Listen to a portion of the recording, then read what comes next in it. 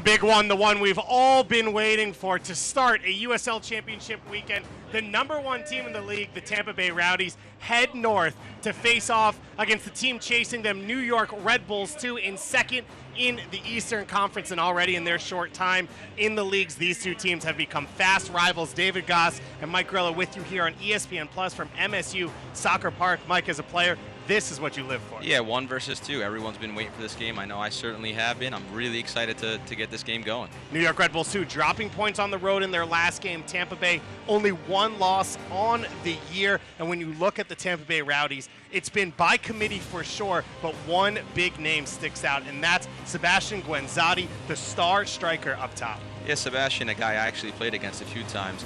He has 12 goals in 20 appearances. It's the second most in the league, and he's a guy who's not amazing at anything, but he's very good at a lot of things, and you can see he's got 12 goals in 20 appearances. Pretty impressive. He will run the line up top alongside Lucky M. Kosana. We'll take a look at their starting lineup in just a moment. On the flip side for New York Red Bulls too, a lot of talent in this team. Tom Barlow also in that Golden Boot race, but the man you wanted to look at was Jared Stroud, who's had another strong season. Yeah, this is a guy we speak about week in and week out. He's just so consistent. He's so well-rounded as a player. 9 goals, 6 assists. He can do it all. He's playing in that sort of number 10 behind the striker position today, and I think it'll suit him very well today. A change in formation for the Red Bulls. That pushes Stroud more infield in a 4-2-2-2 formation coming into this one. The Tampa Bay Rowdies, a 2-0 winner down in Tampa earlier this year in the first matchup between these two teams. This will be the last one of this season. They faced off in the 2017 playoffs. It was a win for New York Red Bulls 2 at home. Last year, 5-0 win for New York Red Bulls 2 here at MSU Soccer Park. We know there'll be goals. We'll know there'll be intensity. 1 versus 2. This is the big one we've been waiting for. Coming up next here on ESPN Plus.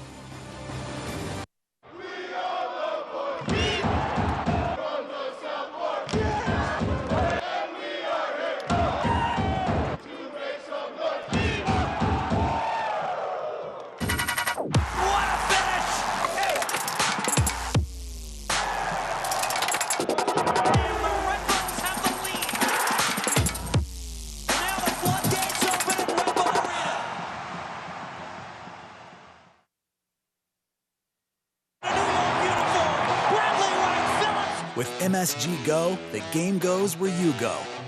So you can watch live Red Bulls games anywhere you want. It's free and easy because if you get MSG, you get MSG Go. Watch your favorite team wherever you are with MSG Go, presented by Lexus. Download it for free where you get your apps.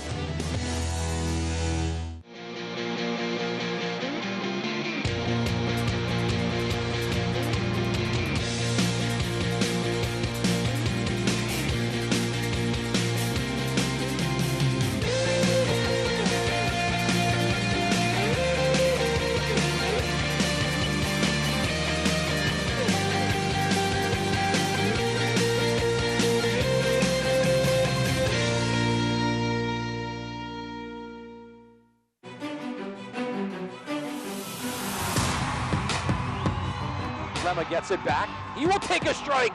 Played in. Laurel gets a hand to it. Denied by Laurel from point blank. He's standing on his head right now. Marcus Epps finds some space. Barlow putting it in, back of the net. No slowing down, number 74.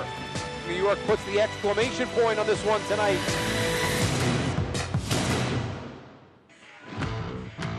The formalities out the way, and we are ready to go from MSU Soccer Park in Montclair, New Jersey, here on ESPN Plus. David Goss and Mike Grella joining you for this one for the Tampa Bay Rowdies. Not going to look exactly like this. A 5-3-2 for this game, as Tampa Bay has run all season. You'll see Steinberger, number 8, come in a little bit farther inside. Leo Fernandez, one of the wingbacks on the left side. On the right side, Malik Johnson. And up top, of course, Guenzati on the flip side for New York Red Bulls too. Also not exactly how it's going to look. A 4-2-2-2. John Tolkien, the young academy player, in just his 4th professional appearance, gets the start at central midfield alongside Chris Lemma, and then Tom Barlow, fourth in the Golden Boot race, will start up top alongside Matthias Jorgensen. Not a formation we've seen very often from New York Red Bulls too, but for John Wolyniec, you see there down at the end of the corner, he's had a lot of success in his young time as a head coach, trying this new formation with injuries, trying to get something out of this team for what is a huge battle against the Tampa Bay Rowdies. And then on the flip side for the Rowdies, another young coach, Neil Collins, just his second year as a professional soccer coach, and a guy, Mike, that you know pretty well.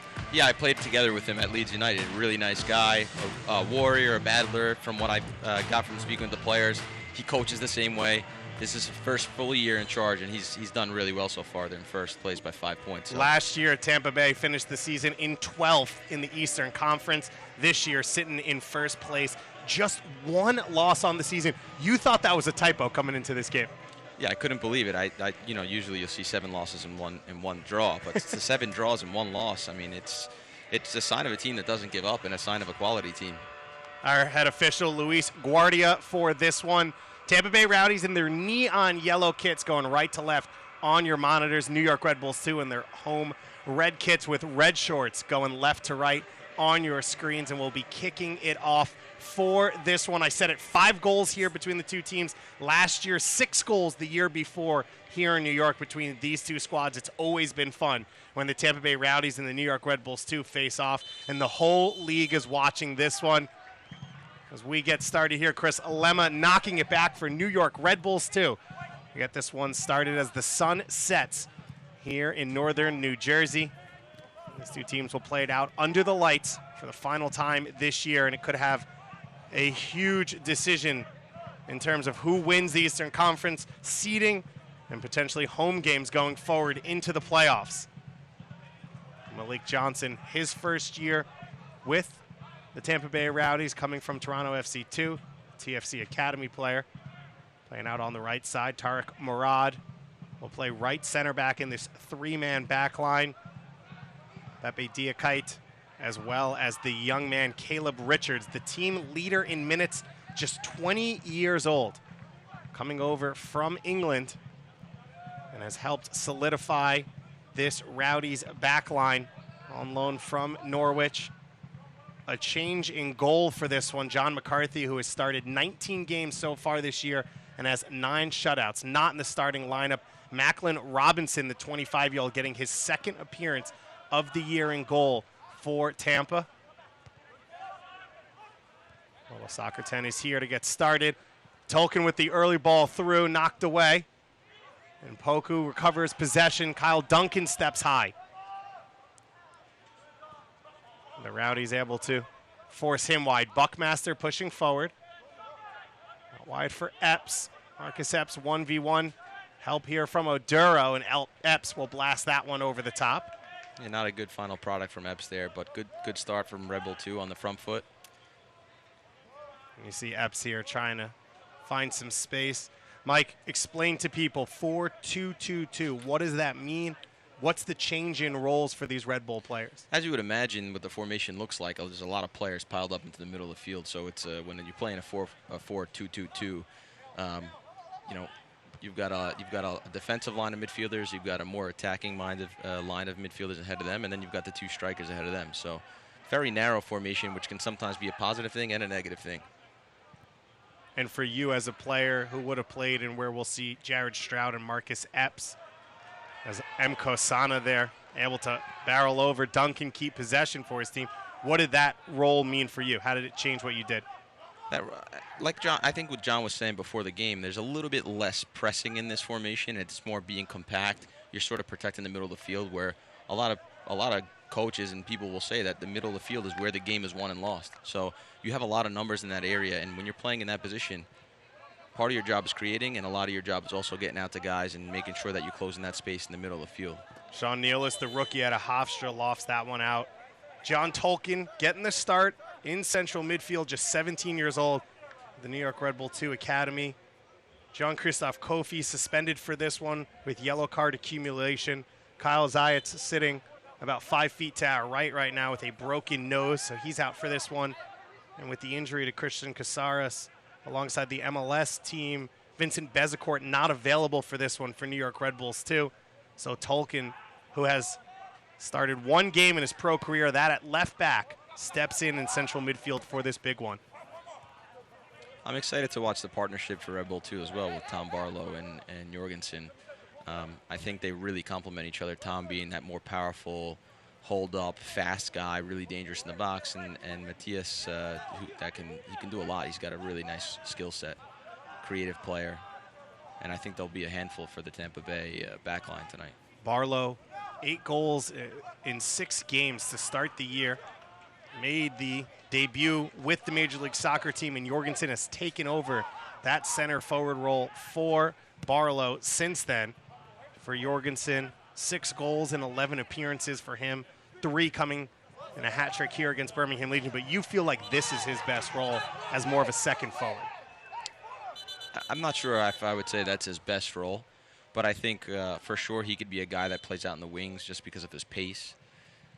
He's a tricky guy to mark. He can run him behind, so in some ways he can play. I think if there's another striker up there, he can be a really dangerous guy because he can run off Tom. So I think I like him as a second striker for sure. I wouldn't say it's his best position because I think he could also play on the wings. Steinberger with the ball down the wing here for Guenzati. Scarlett able to beat him to it. And Laurel will blast this one out. Maduro gets the header to it. Can't keep it in. You could sort of feel the tension in this game. You know, it's been... Quick throw over the top. Barlow running away with it. Looking back for Epps into the path there of Stroud. Well defended in the end. And now a chance to run away with it for Malik Johnson. That's a good ball across the field. Poku glides by Lemma there. Flying into the open field, looking for it. That ball down the middle. Steinberger with the switch of the field. And the early shot. And Lauro gets a hand to it. There was a crowd around the goalkeeper. He did just enough to keep it out. Yeah, really good strike. Good bit of play there. Great save. It was the local man, Leo Fernandez, who's got a big supporting group in the crowd. Fernandez, a native of North Babylon, Long Island, played at Stony Brook.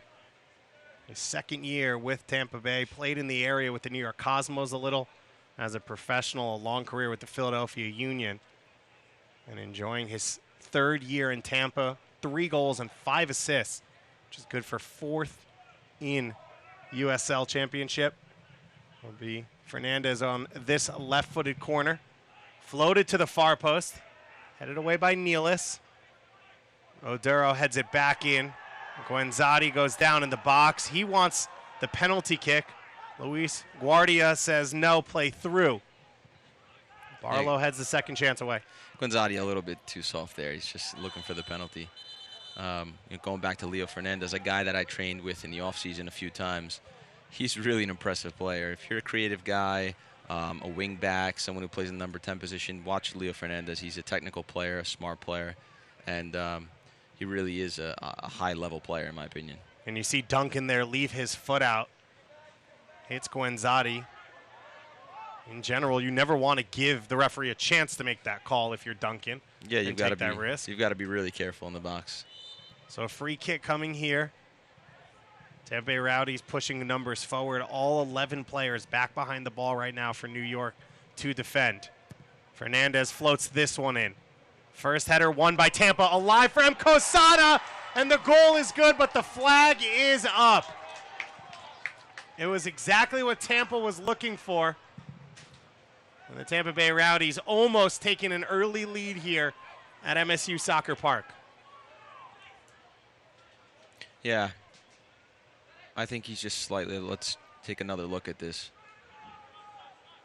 He's just slightly offsides. Lucky is just slightly offsides there, but it's really sloppy defending in the box because if he's a half a foot to the right, I mean, he's getting a pretty easy goal there. Tampa Bay scored their first goal earlier in the season against New York off a corner kick. So they've already seen success on set pieces, and that is one of the major flaws for New York Red Bulls too. A lot of times This man, Sean Nealis, when he's with this group, able to help out a little bit on those. Tom Barlow's size as well, but Tampa Bay Rowdies know they've got a chance on every set piece if they can get it in the box. Fernandez here earns another corner kick. So the Rowdies put some pressure on here early. Doing exactly what they wanted to do. Set piece is a really important part of the game. It doesn't matter how well you play or the philosophy that you play or how you train all week. If you give up a few set pieces, you can find yourself in trouble really quickly. So set pieces are something that are very important. Got to focus on them. As usual, the right wing back Malik Johnson comes forward. He'll swing this one in with his favored right foot. It's hit hard, alive in the box, and just over the head of Guenzati. Evan Loro not able to even make an attempt on the ball there, and another dangerous look for Tampa Bay Rowdies. Yeah, that just looks like a total breakdown to me. I mean, Guenzati, who's the second most dangerous guy in the league, is sort of wide open in between the two defenders there. He's got 5 yards on each side of him. It's a little bit too easy for me in that section of the field. It was Scarlett and Duncan there doing a little bit of watching. Laurel goes short out of the goal kick to Buckmaster. Back into the feet of the rookie out of Indiana University. Epps ball over the top. Handled there by Diakite. The one thing I see so far from Tampa Bay is they're coming out and pressing a little bit, but it's kind of like this half press, and they're getting stretched pretty easily. Jorgensen's header over the top, knocked down by Murad. And into the safe hands there for Tampa Bay Rowdies of Macklin Robinson.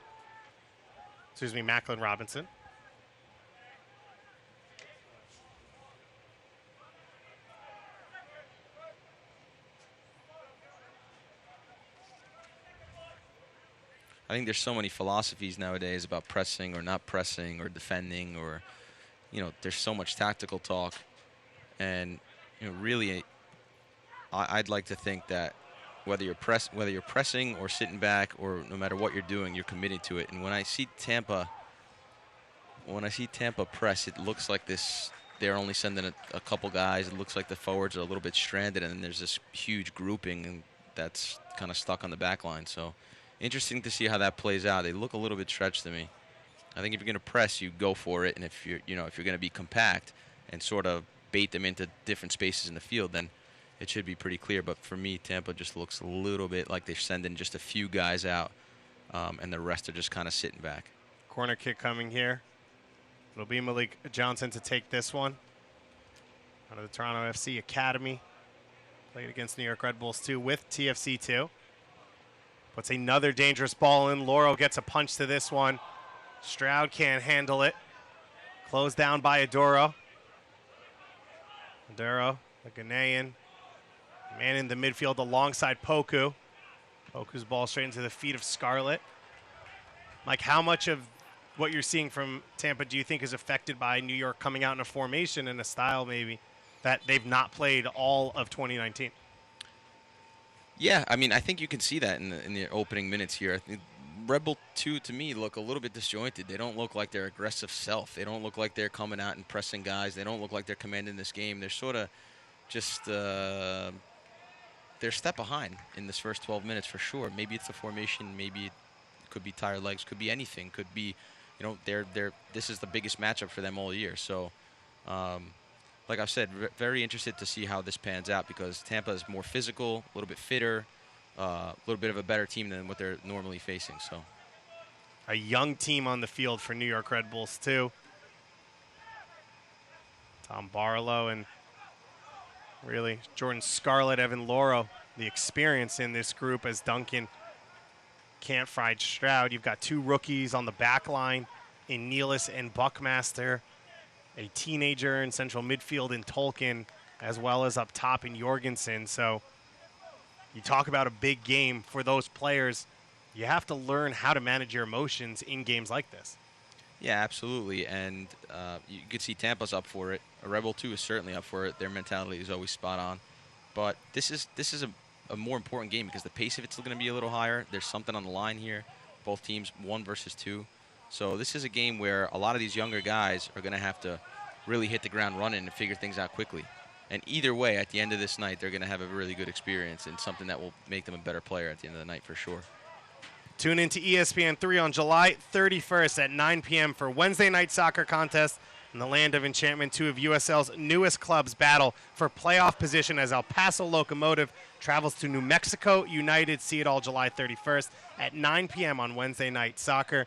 New Mexico United finally getting back to winning ways earlier this week in El Paso on one of the best runs across the USL Championship. As you take a look at that chance that went just past M. Kosana's head.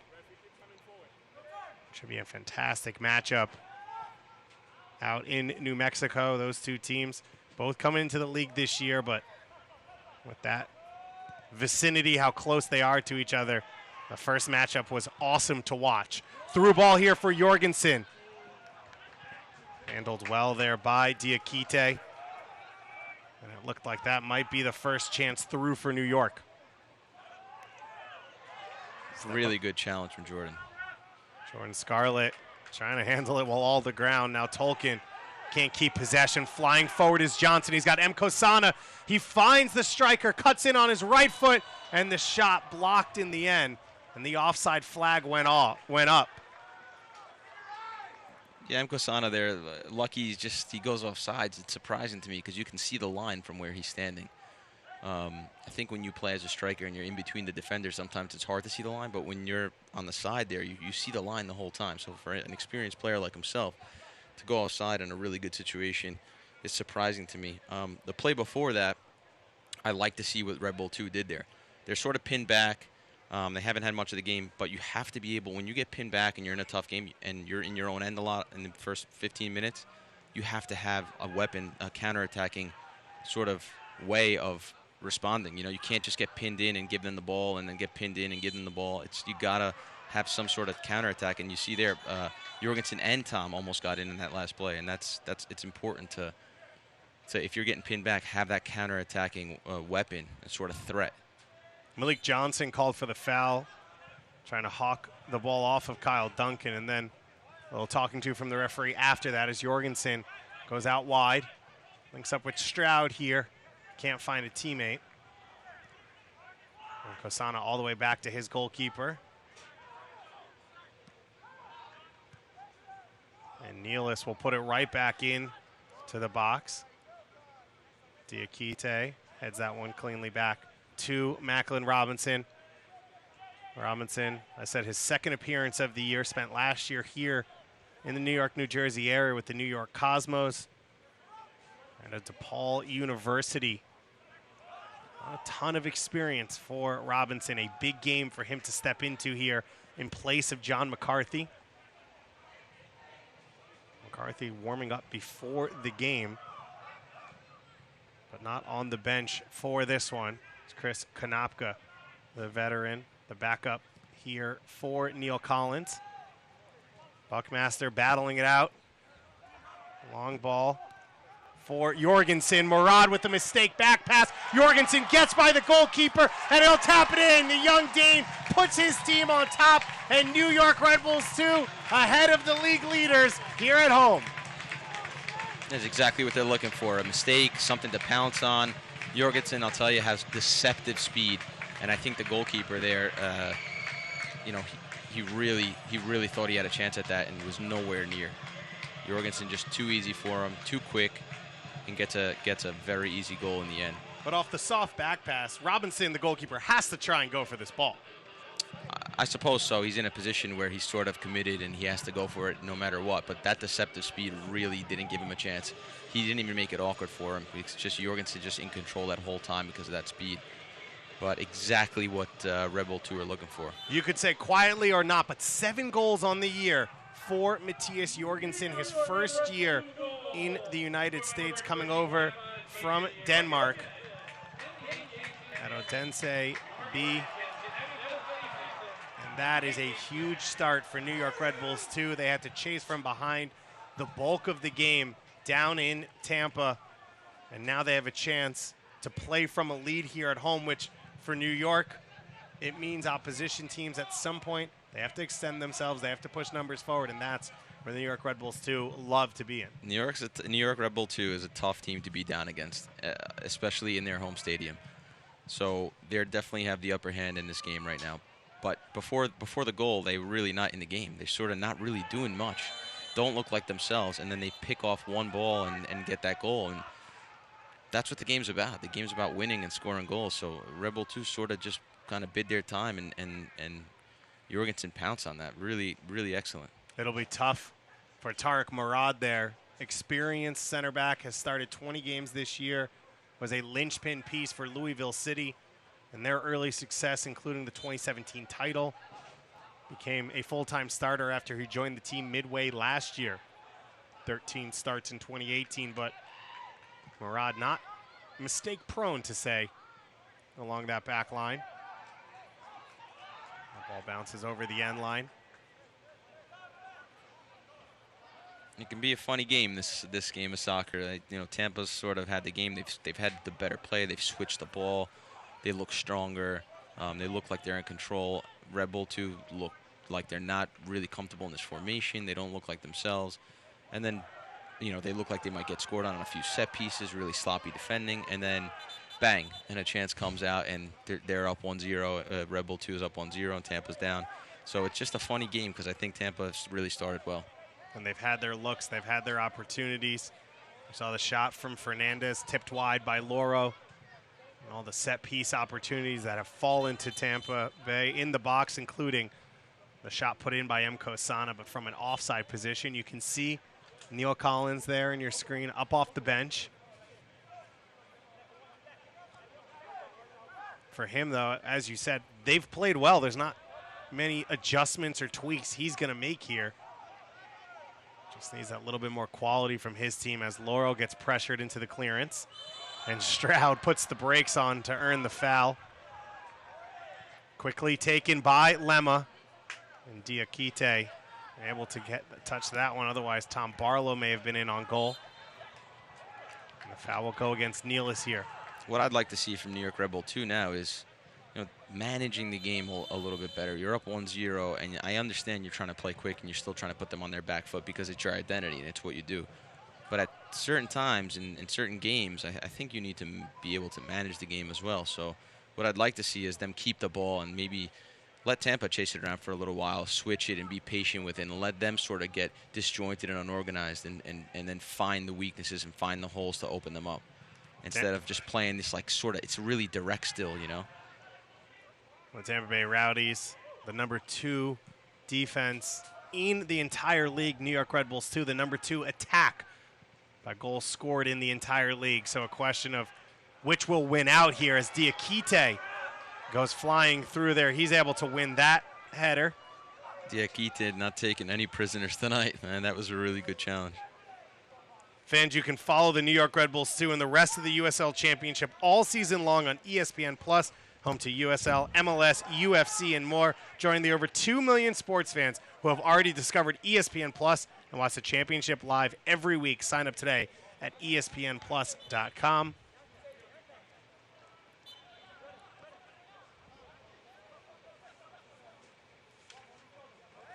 All in all, it's been a pretty sloppy game so far.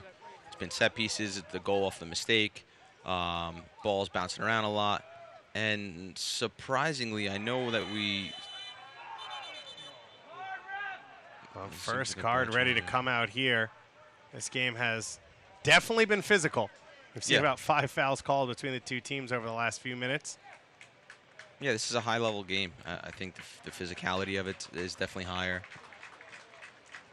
And although I know the New York Red Bull 2 team is playing pretty narrow formation, Tampa's supposed to look like 5 at the back or sort of 3-5-2, and they look really narrow. They look like they're sort of getting caught up in the same game as the New York Red Bull 2, and they look really narrow. They look like they don't have an outlet. So Sebastian Guenzati shown the yellow card there, the captain for Tampa.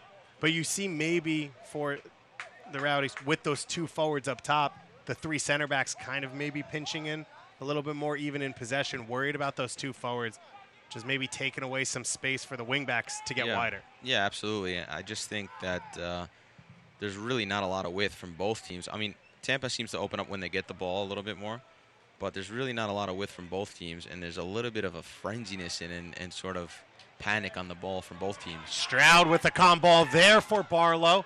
In on goal, cuts it back for Epps, whose shot is right into the arms of Robinson. You see a moment of class there from Jared. Stroud opens it up, and Epps just can't get a lot of power on this one. Yeah, really good pass, and then Tom does well. Tom's just always on the run. He's just always looking to create danger. He gets himself on the run, and then when everyone thinks he's going to shoot, he probably could have shot. He gives a really good pass to Epps and waits it the right way. Epps, all you could ask that he hits the target from there, and he has. So good bit of play. Marcus Epps in his first year with New York Red Bulls, too. Exploded early in the season. 2 goals in the first 3 games. Has not scored since then. 4 assists for him. Free kick coming here. It'll be the young Englishman Caleb Richards to take this one. Floats it down the line for Guenzati. Nealis beats him to it. Steinberger on the ball. One of the leading scorers on this team. Guenzati curls this one, and M. Kosana gets ahead to it. Mishandled there by Scarlett, but no power on it for the Tampa Bay Rowdies striker. Yeah, good defending. They didn't leave, Jordan didn't leave a lot of space for him there.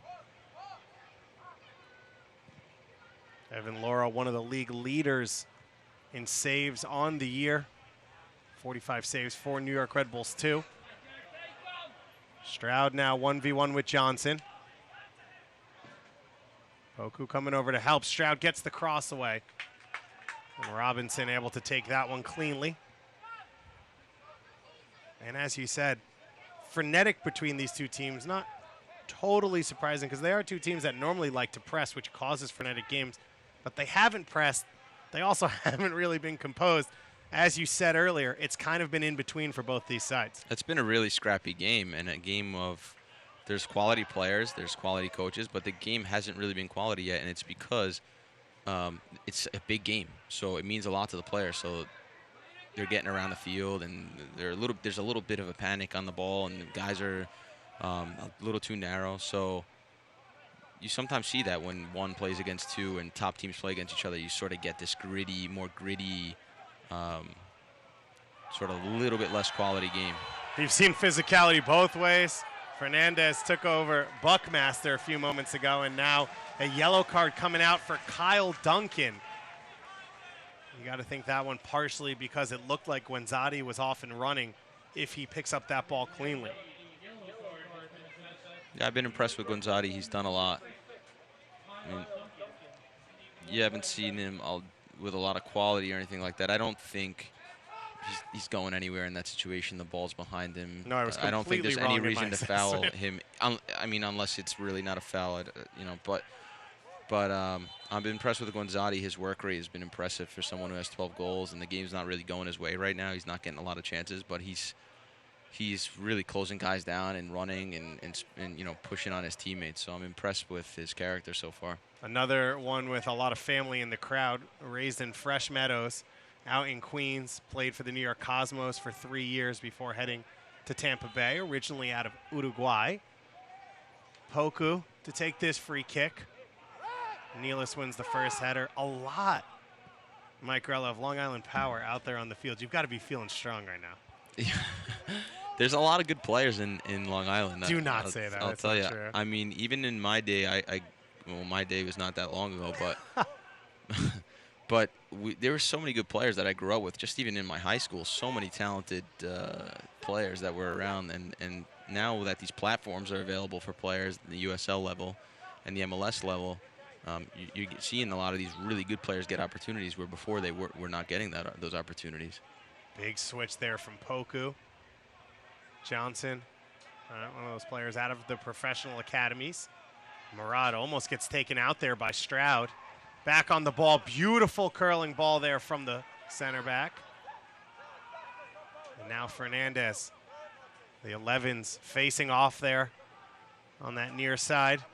Oduro Looking for the big switch. Duncan comes back. Can't get enough power on it. Johnson's shot is saved by Loro. Good save by Loro. I'd like to come see him get that first ball that comes in. It's a lofted, floated ball. I think if you can anticipate that he's got time to go out and get that, maybe it's a little far. Left Duncan in a tough spot, and that's exactly what you want to see from Johnson there. Hit it hard and early through traffic. Yeah, awesome strike and awesome save because he doesn't really see it till the last second. Good stuff. I'm hoping this game opens up a little bit more and we get some more chances. And one of the things we know about the Tampa Bay Rowdies coming into this game is when they switch the field is when they're dangerous. And you saw there a few times early switches from Oduro and Poku in the base of that midfield to try and get either the header on the far post or the 1v1 chances. Yeah, their attacking ideas are the opposite of New York Red Bull too, because they're sort of methodical and they're building it up, and if it's not on, they go around to the other side. They're very patient in their build-up. It's sort of like this suffocating attack, and the New York Red Bull will just pick your pocket really fast. Lemma with the long shot. Robinson safe rather than sorry. Gets a touch to it, even though it wasn't exactly on frame. It'll go out for a corner kick, and you saw there a few moments of why New York Red Bulls are so excited about John Tolkien. Yeah, he's a really exciting player. He's an intelligent player. I'm excited to watch him play tonight. This is a big game for him. He's going to learn a lot from it. And he's got a great left foot, doesn't he? A very skilled player. Question marks right now around what his natural position is. What does he do best at the top level? But the floor is very good for him.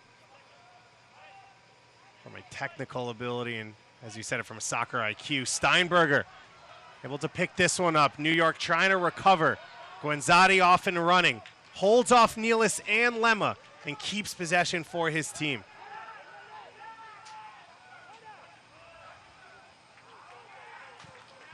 Now New York back the other way. Diakite, the center of that five-man back line, handles it by himself once again. It's been really scrappy. Both teams with a little bit more quality could be so dangerous. But they're just really rushed with the ball tonight. As the offside flag goes up. Don't forget, fans, you can get updates and alerts all year long by following your club on ESPN.com. Search for New York Red Bulls 2 or the Tampa Bay Rowdies and click the follow button to keep up with the latest news and scores. Plus, get reminders on the New York Red Bulls 2 next match. Go to ESPN.com and click follow.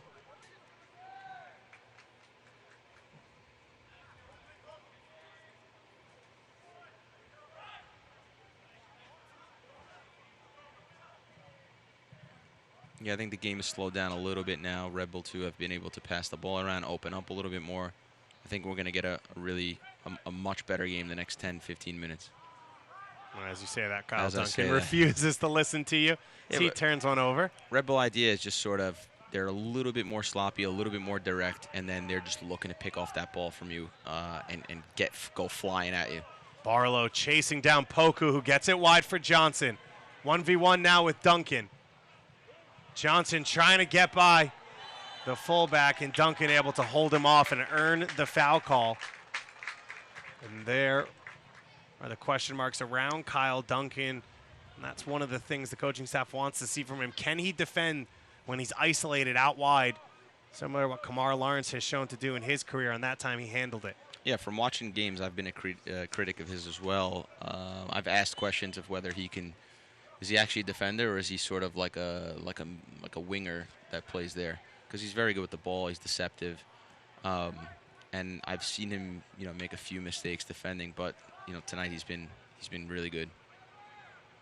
He's helped Guenzati here takes it away from Nealis. Saved by Loro. Steinberger follows up, and it's over the crossbar.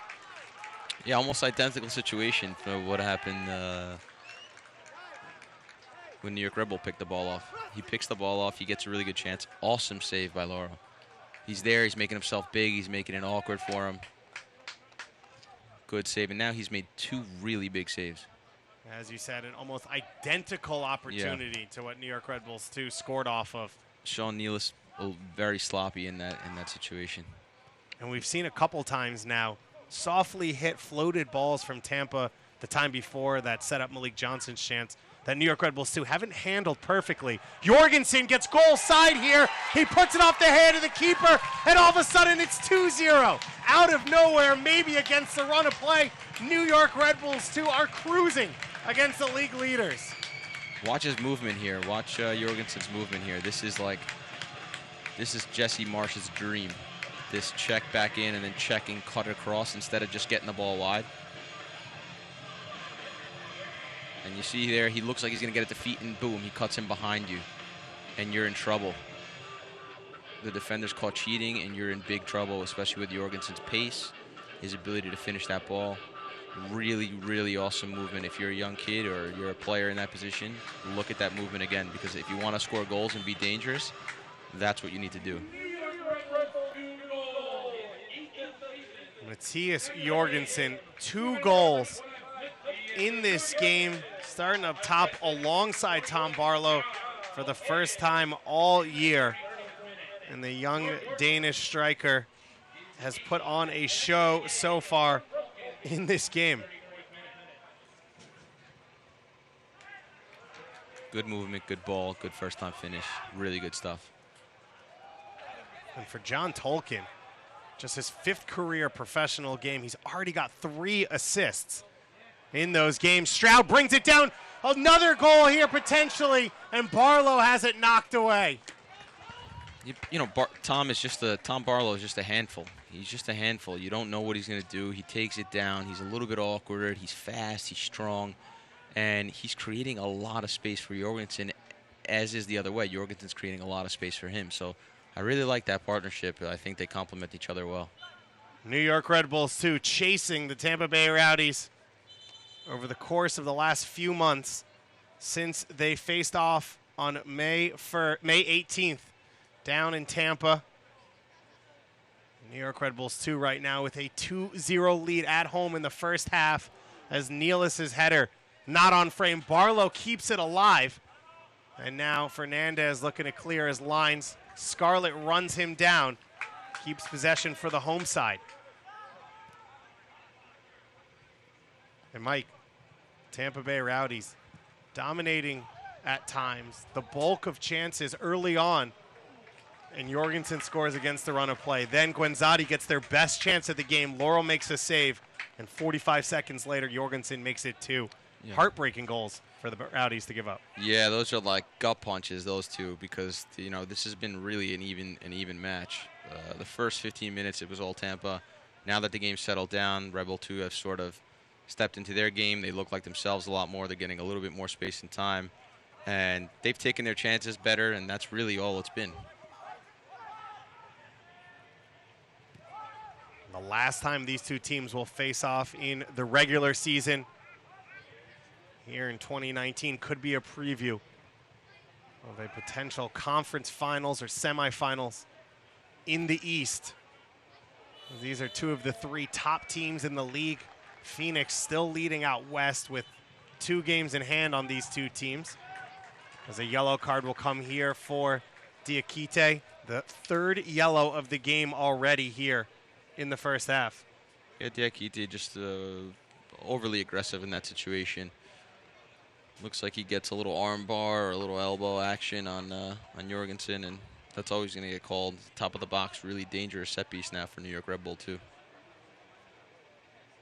Set piece coming, as you said, right on the edge of the box here.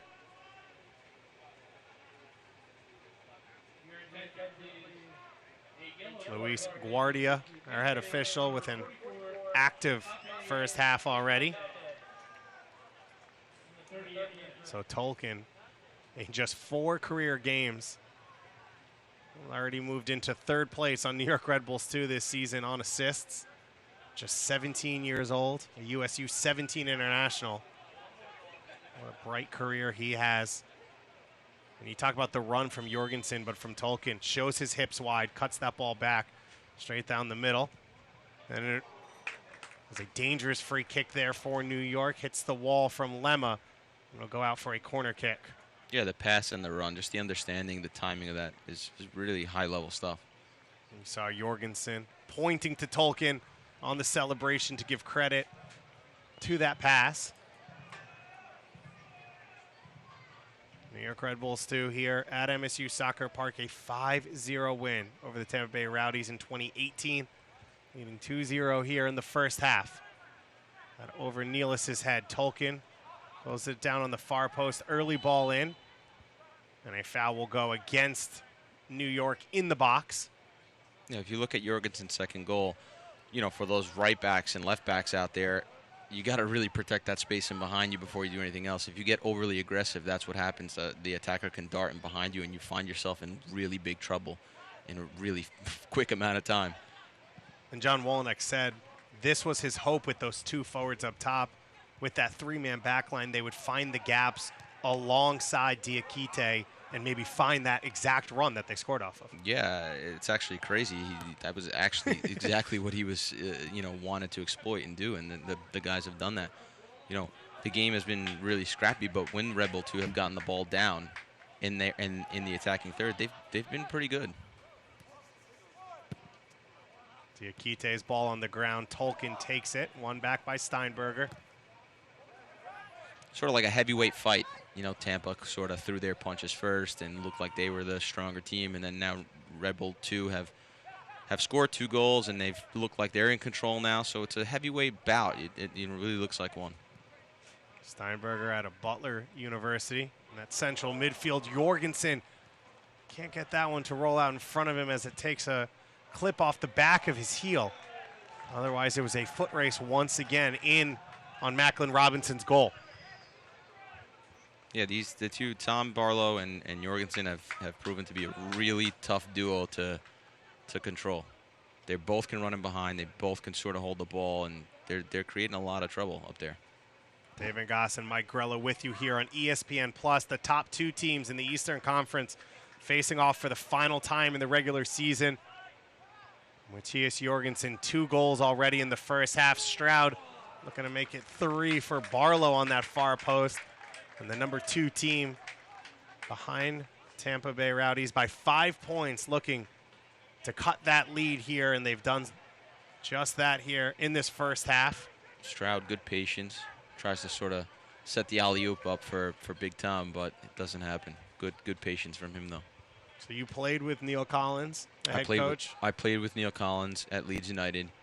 He was the sort of what you would imagine as a Scottish center back. Big, tall, loud. It would always come really, really tight to the strikers and smash you, and really tough guy to play against. His team has been tough to play against this year. Second in the league in goals conceded as Poku comes flying forward here. Gets it wide for Johnson.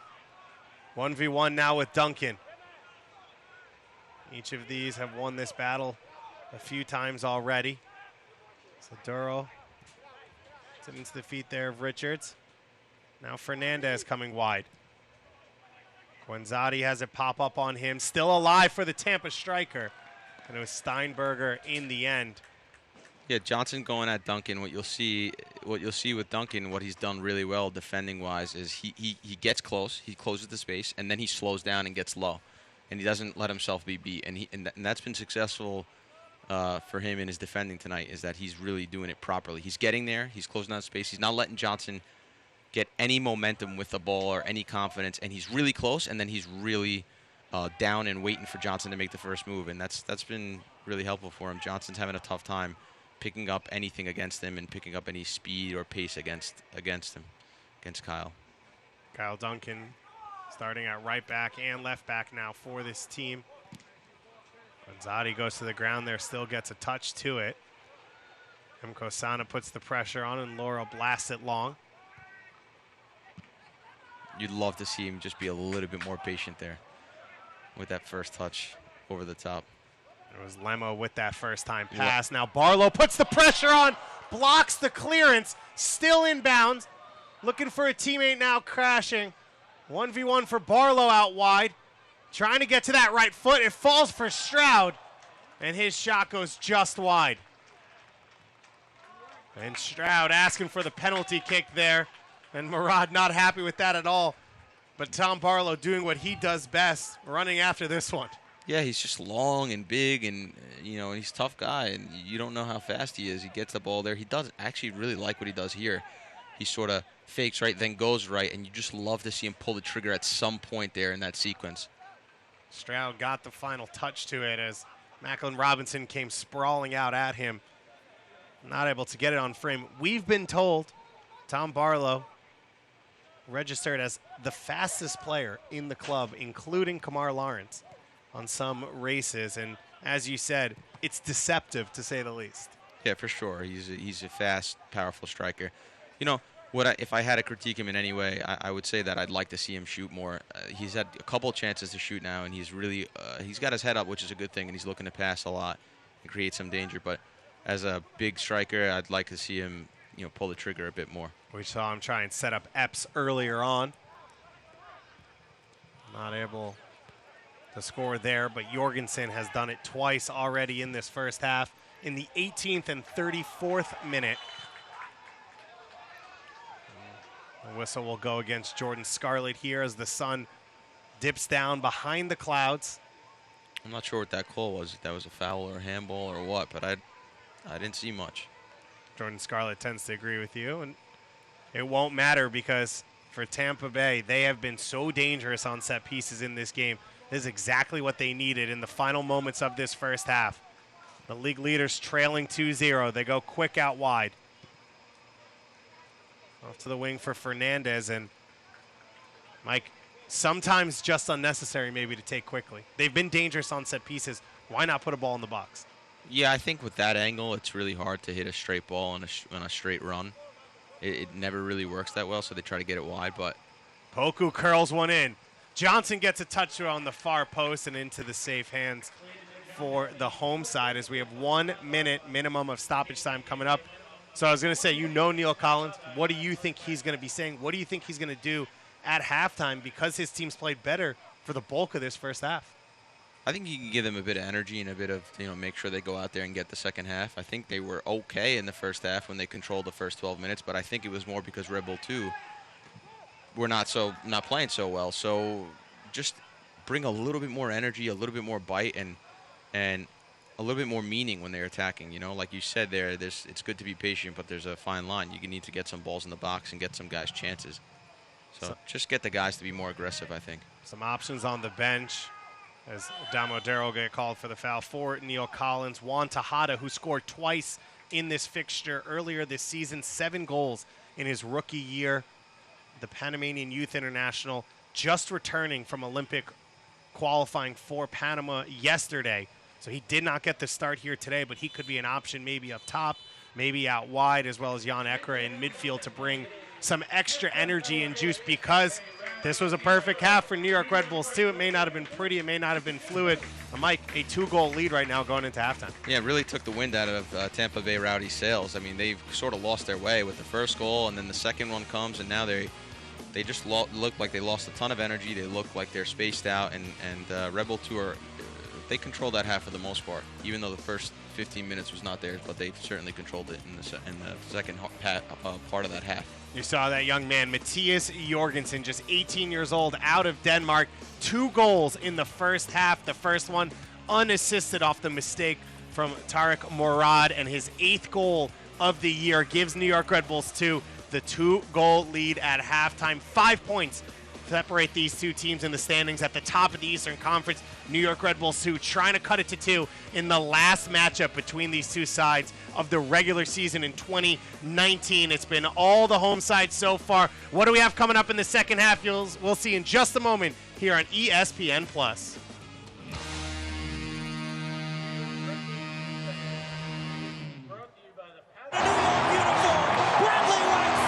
With MSG Go, the game goes where you go. So you can watch live Red Bulls games anywhere you want. It's free and easy because if you get MSG, you get MSG Go. Watch your favorite team wherever you are with MSG Go, presented by Lexus. Download it for free where you get your apps.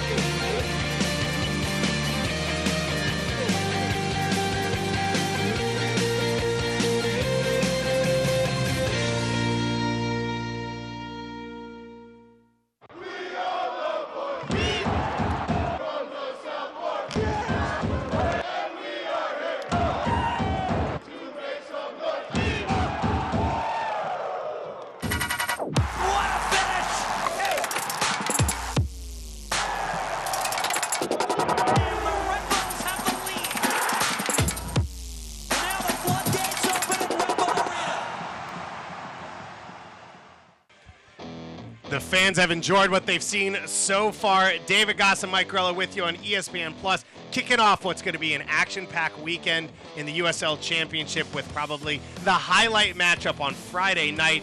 The Tampa Bay Rowdies, led by their star man, Sebastian Guenzati. Hasn't been ideal in the first half, but he's created chances. Things haven't gone his way, but his attitude and his commitment has been fantastic. He's closing guys down. He's shown a little bit of pace. He's made some good decisions on the ball, but things just haven't gone his way. Inches away, Guenzati, from making it a 1-1 game in this first half. Nicked the ball off of Sean Nealis and had it saved by Evan Loro. And right after that, on the flip side, New York Red Bulls 2 made it 2-0. We highlighted Jared Stroud before this game. Doesn't have the assist, but has been one of the key creators for his team. I really like Stroud. He can tackle. He can do everything, a little bit of everything. He's got quality in the pass. He can finish. Really like having him on the field. He definitely is a very positive presence for the New York Red Bull 2 side. Jared Stroud, 9 goals, 6 assists on the year. Hasn't had that final product so far today, but he has been one of the big creators for this New York Red Bulls 2 team. One of the new guys for New York Red Bulls 2, Preston Kilwine out of Lubbock, Texas, Florida Gulf Coast University graduate. Preston Kilwine stepping into the starting lineup after Sean Nealis promoted to the USL side, a USA and Costa Rican citizen, 6'4", made 60 appearances in his career for Florida Gulf Coast, was the 2018 Atlantic Sun Defensive Player of the Year, has had a strong first year with 7 starts in the USL Championship. And him and his team are looking to get what would be the biggest win of the season here. Well, we got all of your first half highlights and second half action coming up here on ESPN Plus. It's Freighter! What a hit! Crossing in, it's a goal! Pizza better knocked away myself. Omar Salgado, the hometown hero. Streaking run from Josh Suggs. The cross keeps the winner! Another brace! Mower!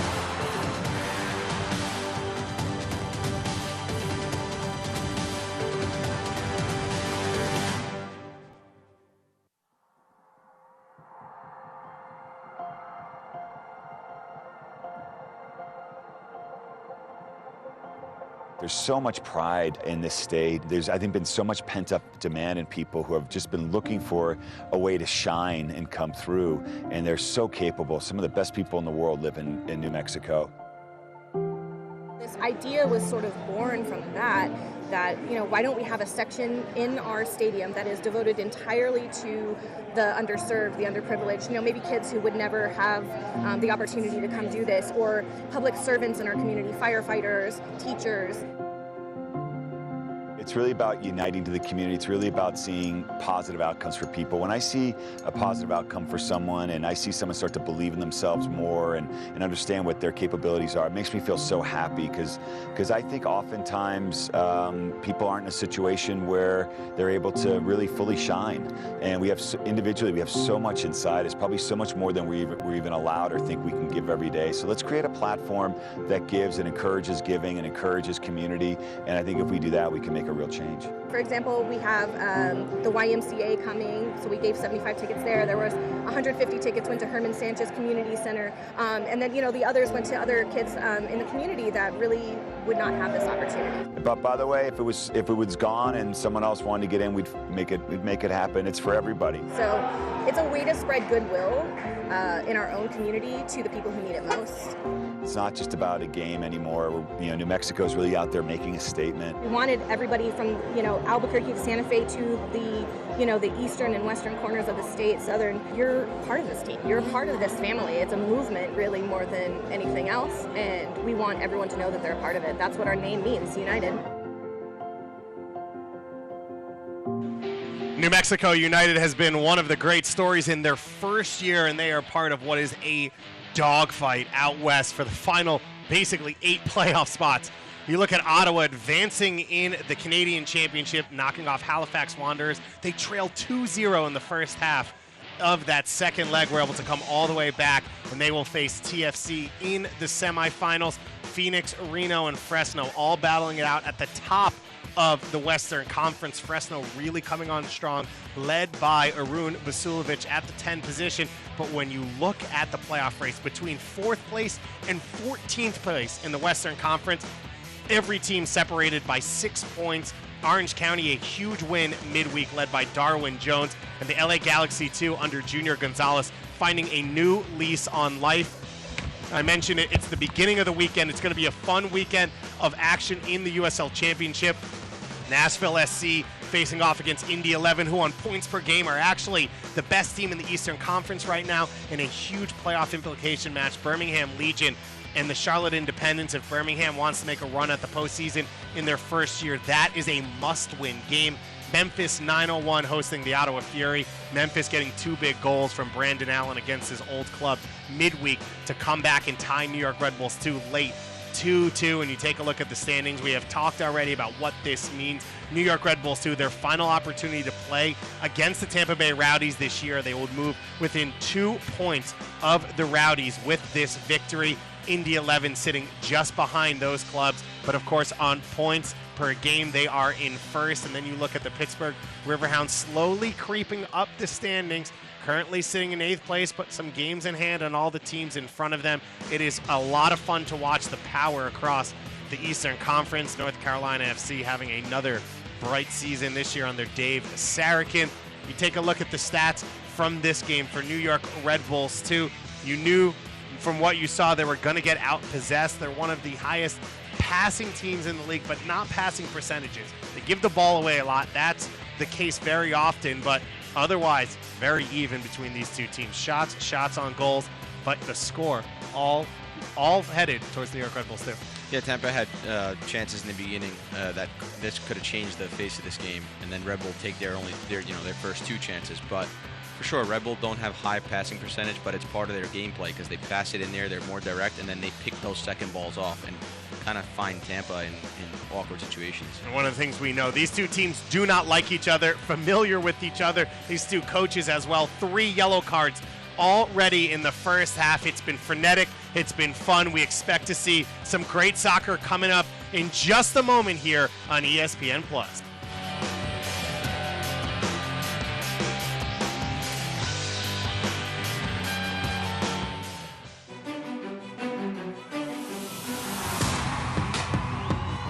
Lema gets it back. He will take a strike. Played in. Laurel gets a hand to it. Denied by Laurel from point blank. He's standing on his head right now. Marcus Epps finds some space. Barlow putting it in, back of the net. No slowing down, number 74. New York puts the exclamation point on this one tonight.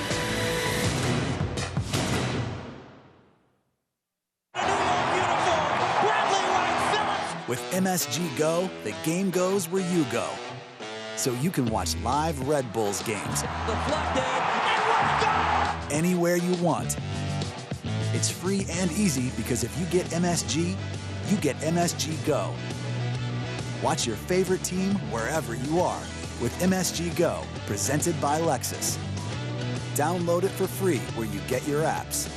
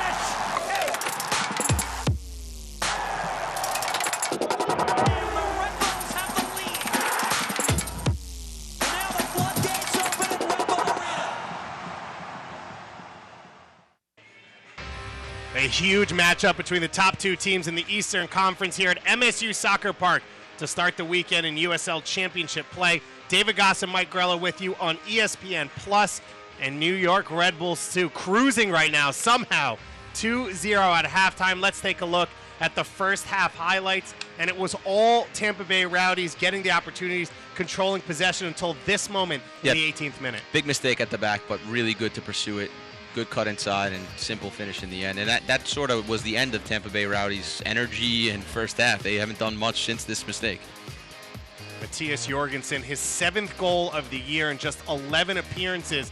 The 18-year-old out of Denmark, his first year in the United States.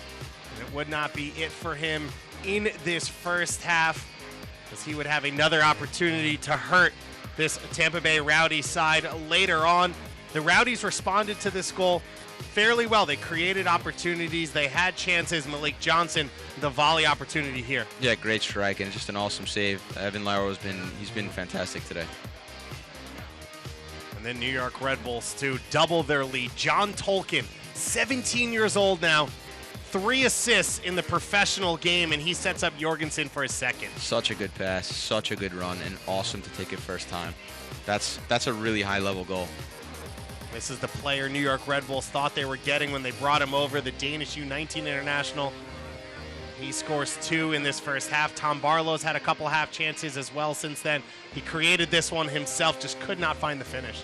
Yeah, good takeaway from the goalkeeper, and then he does really, really well here. He comes inside. Just like I said, I'd like to see him pull the trigger here. I think he can get a goal if he learns how to really, with no backlift, take a really fast shot. He scored a ton more goals. For New York Red Bulls, too, Dollar Hot Dog Night continues next week, Friday night against St. Louis FC, 7 p.m. Eastern Time here at MSU Soccer Park. A good opportunity for Mike Grella to get stuck in traffic once again. And then New York Red Bulls, too, will make their debut at Hartford Athletic at their brand new stadium, or newly renovated.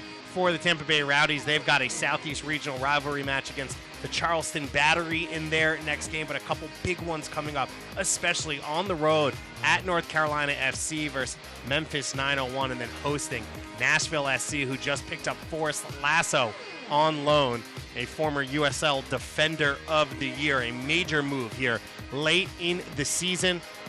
We see the substitutions getting ready for the Tampa Bay Rowdies as Neil Collins will make sure he makes his changes early on here. Jaime Ciaz, it looks like, will come on for the Rowdies.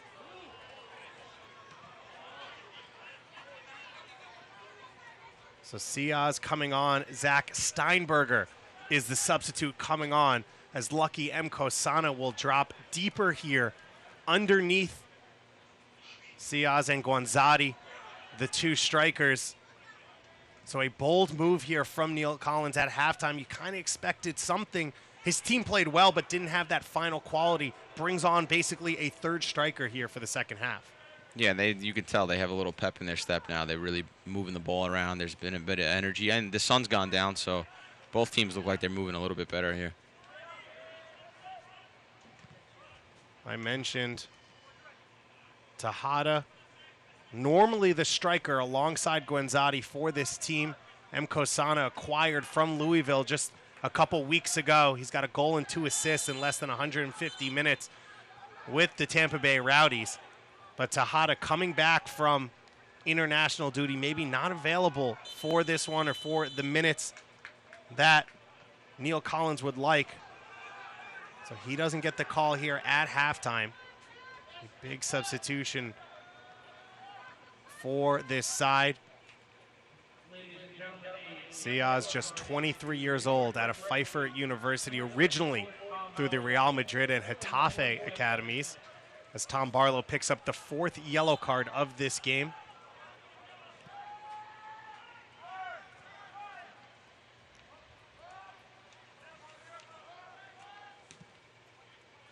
Diakite's ball down the middle, headed down by Nealis.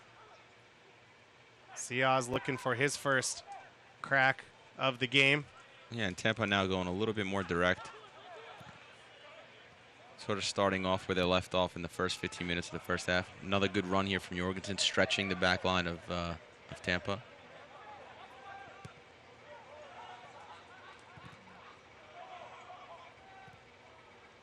Oh, wow. Great pass. And the slide tackle made by Murad. New York Red Bulls 2. The big lead coming out of halftime. How do they handle this lead now, Mike? Mentally, if you're on this New York Red Bulls 2 team, how do you try and play these opening 15 or so minutes of the second half? I think they need to pick up where they left off at the end of that first half. They really found some space. They found some time. And I like what they're doing so far. Jorgensen is really stretching them. He's finding a lot of success in behind the back line, stretching Tampa Bay out, creating them a lot of trouble. Jorgensen goes wide, links up with Lemma, whose cross is blocked. It'll go out for a corner kick here for New York Red Bulls 2. In the first half, I mentioned if you're going to get pinned back, having that counterattack ability, and they've done that on every play. Red Bull 2 have done that on every play. They get pinned back or they're in their own end, and all of a sudden, boom, maybe one or two passes, and Jorgensen's on the run or Tom Barlow's on the run. It's been good. It's been really good. It'll be Lemma to take this in swinger. Puts it in the box. Nealis rises up. He's won 2 headers already off corner kicks. Just could not direct that one down. Good attempt from the big man. Nealis already a goal in his rookie year out of Hofstra University. Has split his time between New York Red Bulls 2 and New York Red Bulls.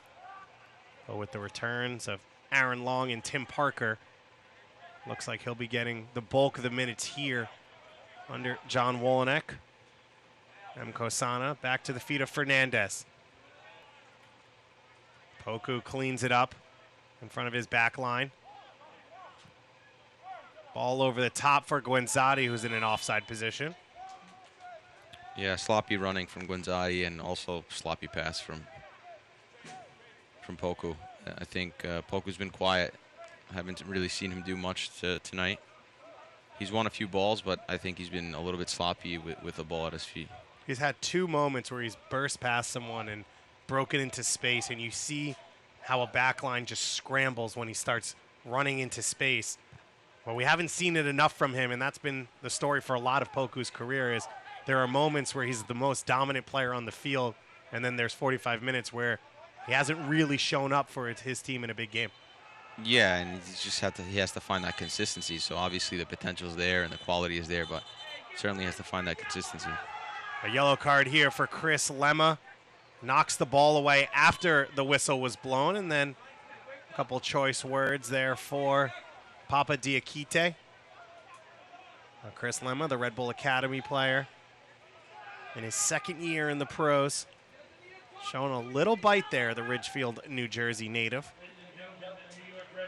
I think there's more goals in this game. I think this game has a lot more bite right now. I think the sun has gone down. It's cooler. It's time to play. So, yeah, I think we're going to see a really good second half. Under 80 degrees now here in Montclair, New Jersey. This game started at about 85 with a real feel over that. And now some opportunity for these players to really burn a little bit, get out and running. Stroud looking for Jorgensen. Jorgensen was breaking up the field. Johnson and Diakite stepping in. The center back flying forward. Gets it to Mkosana. The ball across. Guenzati just can't get a touch to it. Fernandez keeps it alive here on the far side. His early ball knocked away. And for Papa Diakite, he's done everything he had to defensively. Why not step forward and do it in the attack? Yeah, he did really well there, and Lucky puts a great pass across, and Guenzati's there. He can't get a foot on it. That's the chance Yeah, Tampa Bay Rowdies have been looking for. Absolutely, and they've definitely started this second half on the front foot, looking a lot more dangerous, looking a lot more, just more direct with their passing. There's more of a meaning. It's more purposeful what they're doing. Johnson curls this one in. Diakite's header on the far post. Hounded now by Duncan and backheeled straight down the line into the hands of Loro. It looks like Papa Diakite is ready for the last-minute move him to center forward role already. Epps taken down by Fernandez. Will be a foul in favor of the home side. Luis Guardia, our head official, knows he's in for one here. Dominic Oduro picking up a red card in the 72nd minute of these two teams' matchup earlier this year. The game in 2017 in the playoffs went to extra time. Dramatic performance from Evan Loro. Stefano Bonomo put 2 in that game. A feisty one between these two teams. Lemma curls it in. Headed away by Ciaz, the substitute, and it'll be a corner kick coming up once again. And once again, the target will be that man, Sean Nealis. 6'4", the biggest target on the field for New York.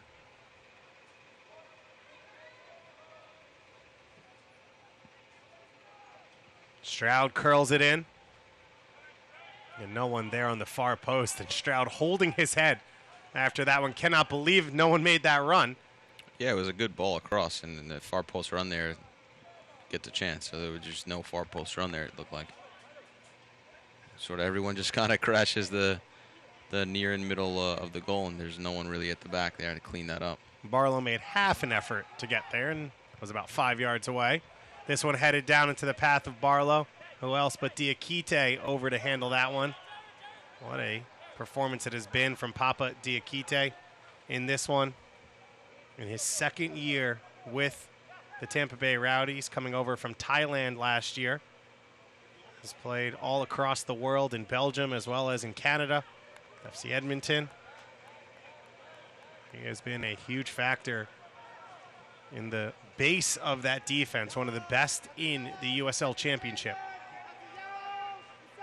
I think the referee's trying to control the game a little bit to, keep tempers down and keep it safe and keep control of the game. But he's blowing the whistle too much now, and he's slowing down the game for everybody. So hopefully he'll let it go a little bit more.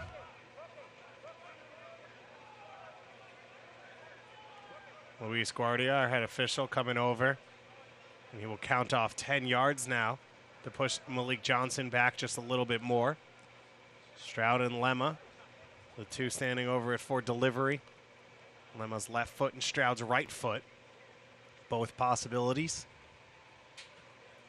The Rowdies defending with all 11 here. Stroud's right foot knocked down, and Scarlett couldn't react soon enough. And it goes off his thigh and out. Another quality ball across. I mean, that ball can bounce. Those are the balls with that kind of pace and that trajectory that you just got to get a touch on it. You just got to nip that the right way, and it's in. The power's already on it for you. Stroud trying to keep this one alive into the path of Jorgensen. But it was already called out of bounds on the side. And John Wolenek right now on the sideline holding his head. Cannot believe the call there, as that one was directly in front of his bench. Yeah, and the referee now is just, he's got to get the flow of the game back. He's counting off the wall, and he's using his spray can, and he's talking to John, it's all great. But I think, to keep the flow and the pace and the quality of the game up, he's got to just let the game go a little bit more. Luis Guardia, one of the top up-and-coming officials in pro. So he's given the assignment for this game. As Poku battles through two players, puts a perfect ball over the top. Scarlett able to recover, but turns it over to Fernandez, and now the Rowdies flying forward. Guenzati cuts it back in, handled by Tolkien, and now finally cleared by Nealis. And can New York break the other way? Beautiful ball from Barlow. Stroud's got two runners in front of him, and he can't find the path of Tom Barlow. This game's end-to-end right now. And now it's opened up and has a little tempo and pace to it. Ciaz out wide for Johnson. Johnson's early ball bangs off of Duncan and out for a throw-in. What a touch and ball from Tom Barlow there. Yeah, it's just instinctive stuff, right? He takes a touch. He doesn't really know where everybody is, but he takes a touch, turns, and he's able to pass it across so quickly. And then makes a good run. Yeah, it's good. And then he makes that hold-up play is awesome because it allows you to go on counterattacks and it allows you to be dangerous. And Stroud, in the end, makes the wrong decision, and it's the wrong pass and the wrong technique and everything. But such a dangerous player to be able to hold that ball up with one touch, turn, pass it, and then he's on the move so quickly again. Really good stuff. And one of the things you talked about before the game with me was when you play two forwards against a five-man otherwise known as a three-man back line. Sometimes the wingbacks can mentally start to feel like they're attackers. They'll get caught up the field, and you can find moments where it's 2v3 for the offense, and they can be dangerous. Yeah, if you look at this. Fernandez trying to get the cross away, knocked away by Nealis. I mean, if you look at the picture right now, look where the two wingbacks are. The two wingbacks are so high up the field, they're almost in the same line as the strikers. And then you look back here, and there's only two defenders or sometimes three, and they get caught up the field a lot of the time. So you're really only playing with three at the back, even though in theory those two wingbacks would be back and you'd be playing with five. But when they go up the field and get caught up the field, which often happens, you're only really playing with three. And against two dangerous strikers, it could be trouble. And Tampa Bay, a team that normally will defend with all five in a block, a deep block, but trailing by 2 goals here, they're going to have to push numbers forward and create opportunities. Yeah, they're going to have to take risks. This is another interesting one here. You have the right back, right wing back, and then you have Red Bull 2, Kyle Duncan's left back, meeting each other in the middle of the field there. So that just gives you an illustration of how high both outside backs are. Fans of the USL unveiled its elite youth platform, USL Academy. This allows clubs at all levels across the USL to develop its local youth and compete at the highest level across the United States, including the USL Academy Cup. For more information, visit uslsoccer.com/academy. St. Louis FC signing their first direct academy player. We've seen how successful it's been for North Carolina as well as Sacramento and San Antonio.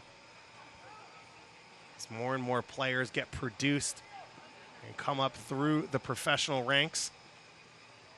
A foul going against Kyle Duncan here, as he tries to hold off Ciaz. Yeah, he gets a little bit, outworked there and pushed off the ball, and then he has to pull him down in a pretty dangerous situation. So a free kick coming from a dangerous spot here. It'll be Fernandez to take it with his left foot. Does he try and hit this hard at the near post? Put it up out at the top of the 6 for someone to get on. He hits it low and hard. Emko Sana's first touch. Knocked away. Another chance coming for Fernandez. Another dangerous ball put in on the far post and headed right into the hands of Evan Loro. Yeah, Diakita is really, really good here. You know, he heads the ball down. He's in a good position. The big center back, he's really gambling up there. And that's what you talk about. Head it down, get it on frame, be dangerous. But Evan Loro, fortunately, in the right spot. It's just good goalkeeping. He's just been in the right spot. His fundamentals are there. He's in the right spot all the time. He's making the right save.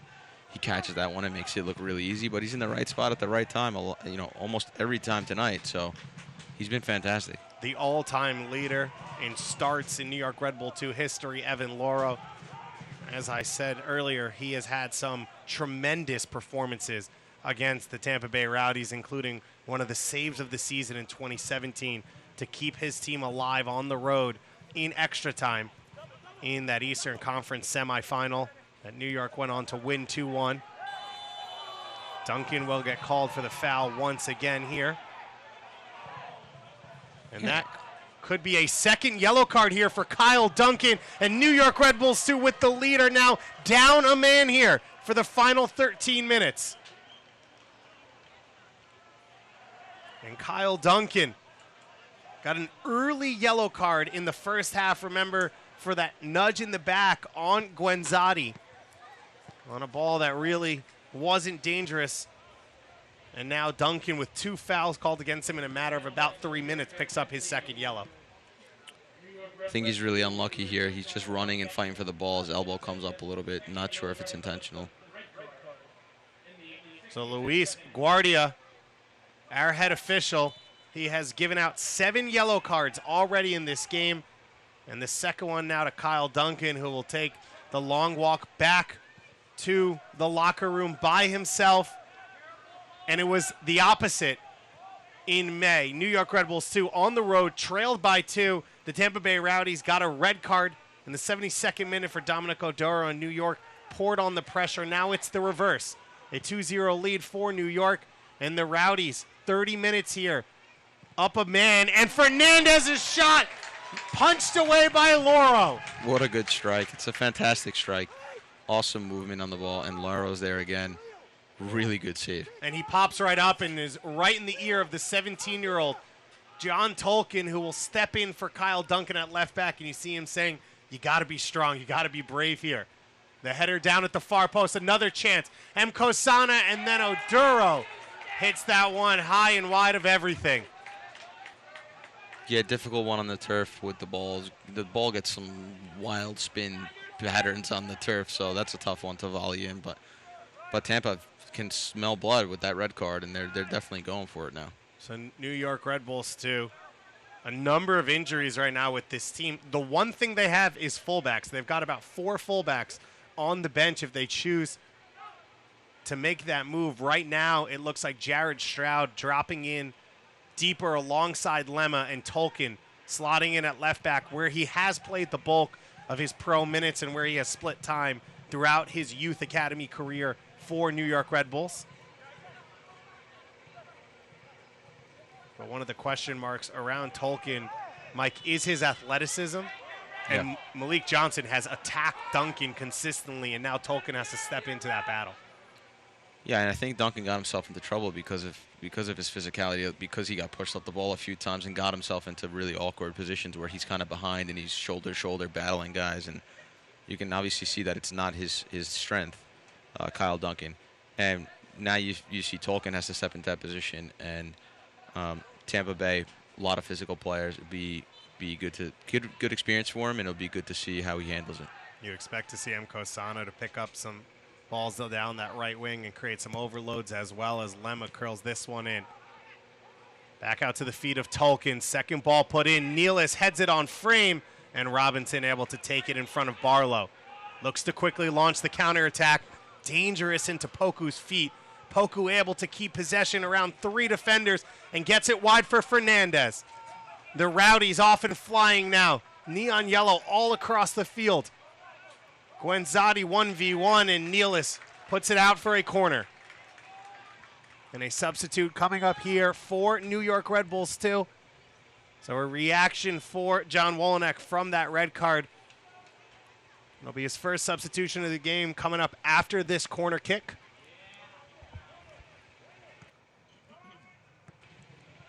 Fernandez puts it in. Barlow wins the first header. Poked away by Lemma.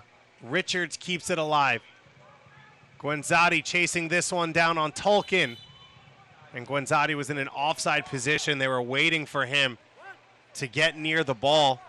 And it meant Tolkien had to do a little running and go down to draw that flag. And now the substitution finally will be made, and making his second ever appearance in professional soccer, Bryce LaBelle, a Red Bull Academy player, and he comes on for the 2-goal scorer in Matthias Jorgensen. So talk about being thrown in the fire. You've got one Academy player on the field in Tolkien, and now you bring a second one on. And LaBelle, you'd expect would come in at central midfield alongside Lemma. And Tolkien will remain in at left back. John Wolynek doing what he has gotten him here, which is trusting young players. Yeah, and I love to see that. These young guys, they get so much experience in the game, win, loss, or draw, and they can grow so much faster in these sort of situations. Select is the official ball supplier of the USL Championship and many of the finest leagues in the world. Since 1947, Select has been the leader in soccer ball quality and innovation. For the latest Select products and special offers, please visit selectsportamerica.com. And I mentioned it earlier in this game, but Jean-Christophe Kofi, starting center midfielder for New York Red Bulls 2, out with yellow card accumulation. Kyle Zayats, a broken nose in the last home game against Atlanta United 2, so he is out for a few more weeks. Vincent Bezecourt unavailable because of the injury to Christian Casares. And so Bryce LaBelle getting the appearance here at central midfield, as Juan Tejada now will be the final substitution for the Tampa Bay Rowdies. The next substitution. And he comes on for Lucky M. Kosano, the move maybe we thought we'd see at halftime. Tejada, 7 goals on the year, 2 goals already this season against New York Red Bulls too in just his rookie year. And Neil Collins has brought 2 forwards off the bench already in this game. Oduro flying forward. And Tolkien did just enough to allow Nealis to get in and make the tackle. And Stroud doing all the work by himself. Barlow now in a foot race. 1v1 with Diakite, and the save made by Robinson. Wow. Wow. It's so dangerous on the move and on the run, so direct. You'd love to see that. No hesitation. He just takes a big touch forward. And really good pass. Awesome pass. The ball from Stroud. And that's what you want to see from Barlow. Aggressive on his first touch, lines the goalkeeper up. Yeah. I mean, Barlow only takes 2 touches in that sequence. I mean, he runs like 40 yards, but he takes only 2 touches. It's a setup. The first touch is perfect because it's into space, and the second one's he's trying to finish in the far post. Macklin Robinson even to that one. He comes out and punches this one. Tejada gets his first touch of the game, and now he's out and running on the counterattack. Scarlett wins that big header there. And now Lemma looking to get it back in possession for his team. Hey, Jordan Scarlett, probably a guy we don't talk enough about. He's a really powerful figure back there. He reads the game well. He can play well. He's good with the ball. He's normally in the right positions, and, man, he's a powerful guy. Scored his first goal of the season against Memphis, 9-0-1 midweek on the road. And it looks like it's going to be a yellow card here for Diakite. If it is, it would be his second. And we would be down to 10-on-10, but no card coming. And the crowd demanding it. Just a spray bottle coming out for Luis Guardia. Yeah, I think you're down 2-0, you're up a man. And to make that kind of foul there, really, really foolish. Because you know New York's not pushing numbers forward. If Barlow picks up the ball facing his own goal, there's not that much danger in there's that not moment. there's not that much danger, and now you've slowed the game down. You've created a dangerous situation. You almost get your second yellow. Really not smart play. We saw Lemma hit a wall from the similar situation. This time Stroud floats it in. LaBelle's header right onto the hands there of Robinson. Macklin Robinson making a massive save to keep his team in the game.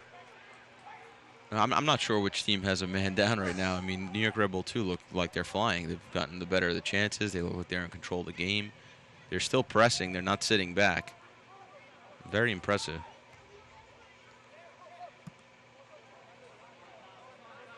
Stroud just floats this one up into the air.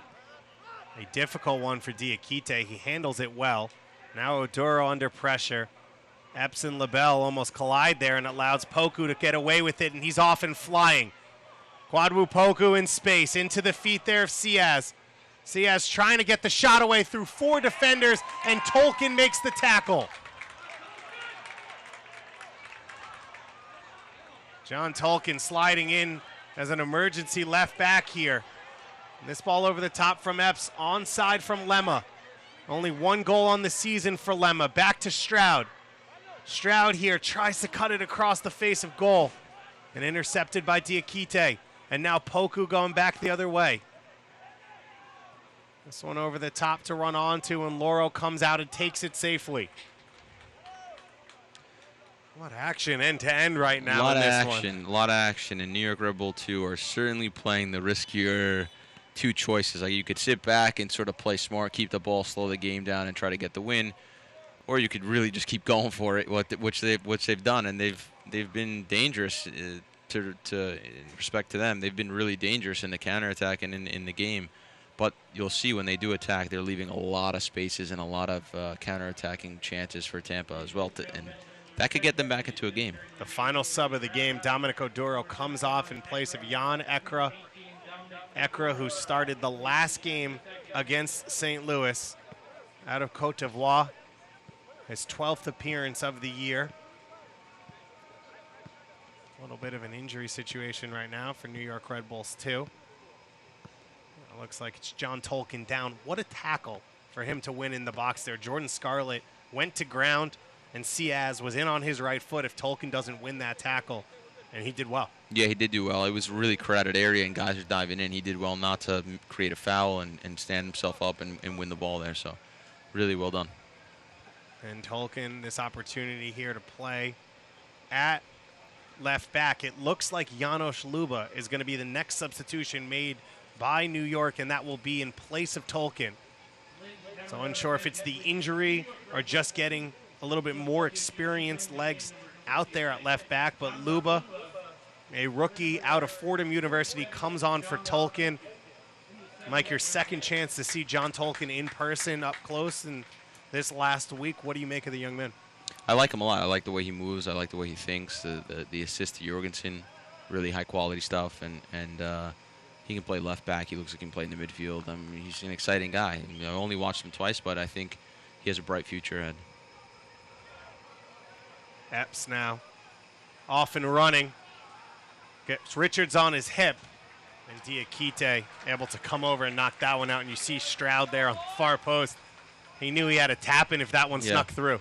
Yeah, those are things that you can't put on a stat sheet for Epps there. You know, he really judges the ball well. He protects it. He gets it. He runs it 40, 50 yards down the field, takes a guy on, and then wins himself and his team a corner in a game where he's 2-0 up and a man down. So really smart play, really positive play. Lemma to take this one, and the Rowdies defending with all 11 here as New York's put some numbers forward. Scarlett still sitting back. Nealis in the box there. LaBelle gets the ball. Trying to find the feet of Epps, intercepted by Guenzati, and now Fernandez running the other way for the Rowdies, and he can't keep that one in play. Yeah, Tampa Bay have not played well with the man advantage. They've sort of played right into Red Bull two hands. I'm not sure Neil Collins has his team set up the right way right now. They need to give themselves some more width. I think leave a few players and gamble a little bit at this point in the game. Ciaz now is the one who's sitting underneath the two strikers where M. Kosana was playing since the halftime substitution. Steinberger getting the start in that position. Ball clipped over. Barlow heads it wide for Epps. Epps now trying to get a cross away. He does get it in, but it's deflected into the feet of Poku. And now Poku off and running. There may not be a faster player with the ball on the field. It's a perfect through ball for Ciaz. Trying to get back to his favored right foot, and Nealis stands him up. And now Sean Nealis gets called for the foul just outside the box. The home fans furious. I'm not sure about some of these calls. I mean, that was as soft as they get. But the play before, the run and ball from Poku, and then the defending there from Nealis, 1v1 in space. Yeah, Poku could really do some things that make you say, wow, really, really fantastic stuff. You know, the power that he runs with and some of the precision passing that he is capable of at times. He's been transferred for over $1 million multiple times in his career, and you could see why. Yeah, absolutely. A special, special player out of Ghana. He has been good for the Rowdies in his second year with the club. Fernandez floats this one in. On the far post, Diakite heads it down. And no one there. A mistake from Epps. A second chance coming, and it's headed over the crossbar. Guenzati's been waiting the whole second half for that chance, and he puts it over the top. Yeah, Diakite actually jumps there and gets shorter somehow. Then the ball comes back across here. Guenzati actually pushes off and tries to head it. You know, I don't see him as a number 9 striker also. You know, I think he's not so great in the air, and so he pushes off there, kind of gets a free header and just kind of floats it over the bar. But he's got 12 goals this year. He has 12 goals this year, and you can't take that away from him. But he's had a good chance tonight that he didn't take. Then this one here, he gets sort of a free header, doesn't really take advantage of it. So sorry, we're watching Jordan Scarlett try and catch a goalkeeper off their line, which was never going to happen. Yeah, it can be real. I'm not sure. I'm not sure what. I gave him one compliment, and then he's trying to chip the goalkeeper from half. Good hold-up play again from Barlow. And Lemma can't find the Wisconsin forward once again, and it goes out, and it'll be a throw-in for the Rowdies. You said it, Neil Collins, he's made some aggressive substitutions, bringing on some attacking players. Ekra a little more attack-minded than Oduro, but still He hasn't changed his shape, which is maybe a little surprising playing with 5 in the back. You'd think maybe you push one of those wing backs up permanently and Yeah, slide some more numbers in the middle. Certainly, I think you gamble at this point, and you get guys high and wide, you get more guys in the middle, you get more guys up the field. But what you don't want to do is, in these situations, is play a chaotic game, because that will suit New York Red Bull too. You know, this end-to-end crazy game. Fernandez here with a little bit of space. It's a left-footed cross in. Tejada trying to turn on it. Gets the shot away, blocked by Scarlett. And that's why the rookie out of Eckerd College, Juan Tejada, the Panamanian Youth International, has so quickly grown in Neil Collins' roster. His ability in the box, his tireless running. Yeah, I love that touch he just took, that touch and turn and shot. It was a very good idea. Almost wins the ball back there for the Rowdies. Don't forget, you can tune in to ESPN3 on July 31st at 9 p.m. for Wednesday Night Soccer. In the land of enchantment, 2 of the USL's newest clubs battle it out for playoff position as El Paso Locomotive head to New Mexico United. They've had one of the best crowds in the league week in and week out at Isotopes Park. The team with Malwolf on their shirt has been, as you'd expect, unique, creative, special. They finally got back to winning ways thanks to Chris Weehand and former Tampa Bay Rowdy goalkeeper Cody Mizell. The final substitution here of the game for either side. It'll be Sebastian Elney coming on in place of Marcus Epps. Yeah, I think it's a positive substitution. I think Epps played well today. And I think Elney is going to add a lot of pace, energy, and strength down this side. So I think it's a good substitution. Sebastian Elney, a rookie at the University of Maryland, went undrafted after winning a national title this year under Sasha Sarofsky. Elney originally out of Florida. A chance to play against the team from his home state. Only a native of Boca Raton, so the other side of the state. That much I know about Florida. A huge geography expert on the Panhandle State. Ball floated in. Barlow comes back to help out, and Elney with the clearance. Elney has become a bit of a spot starter both up top and on the wing, with Tom Barlow splitting his time between New York Red Bulls and New York Red Bulls 2. Tampa have just been very sloppy with the ball. And they're just dumping balls and really sloppy passing, going backwards a lot. Really not understanding where the numbers are, where the space is with the man up. And you got to give credit to Tom Barlow, who's played basically 2 roles now as both forwards up top, dropping deep and helping, and also being the outlet for the counterattack. Yeah, he's been all over. He's run a lot. He's been all over. He's created so many chances. He's been dangerous all night. Space here for Poku. Tries to find a teammate, and Scarlett with the big clearance. As we enter the final 10 minutes of this one, the top team in the USL Championship, Tampa Bay Rowdies, have lost 1 game the entire 2019 season against North Carolina over a month and a half ago. And they're on the ropes right now for their 2nd loss of the year. It would pull New York Red Bulls 2 within 2 points at the top of the Eastern Conference and at the top of the league. Fernandez skips by Elney. Puts a good ball in. Scarlett heads it away. Barlow back into the feet of Elney.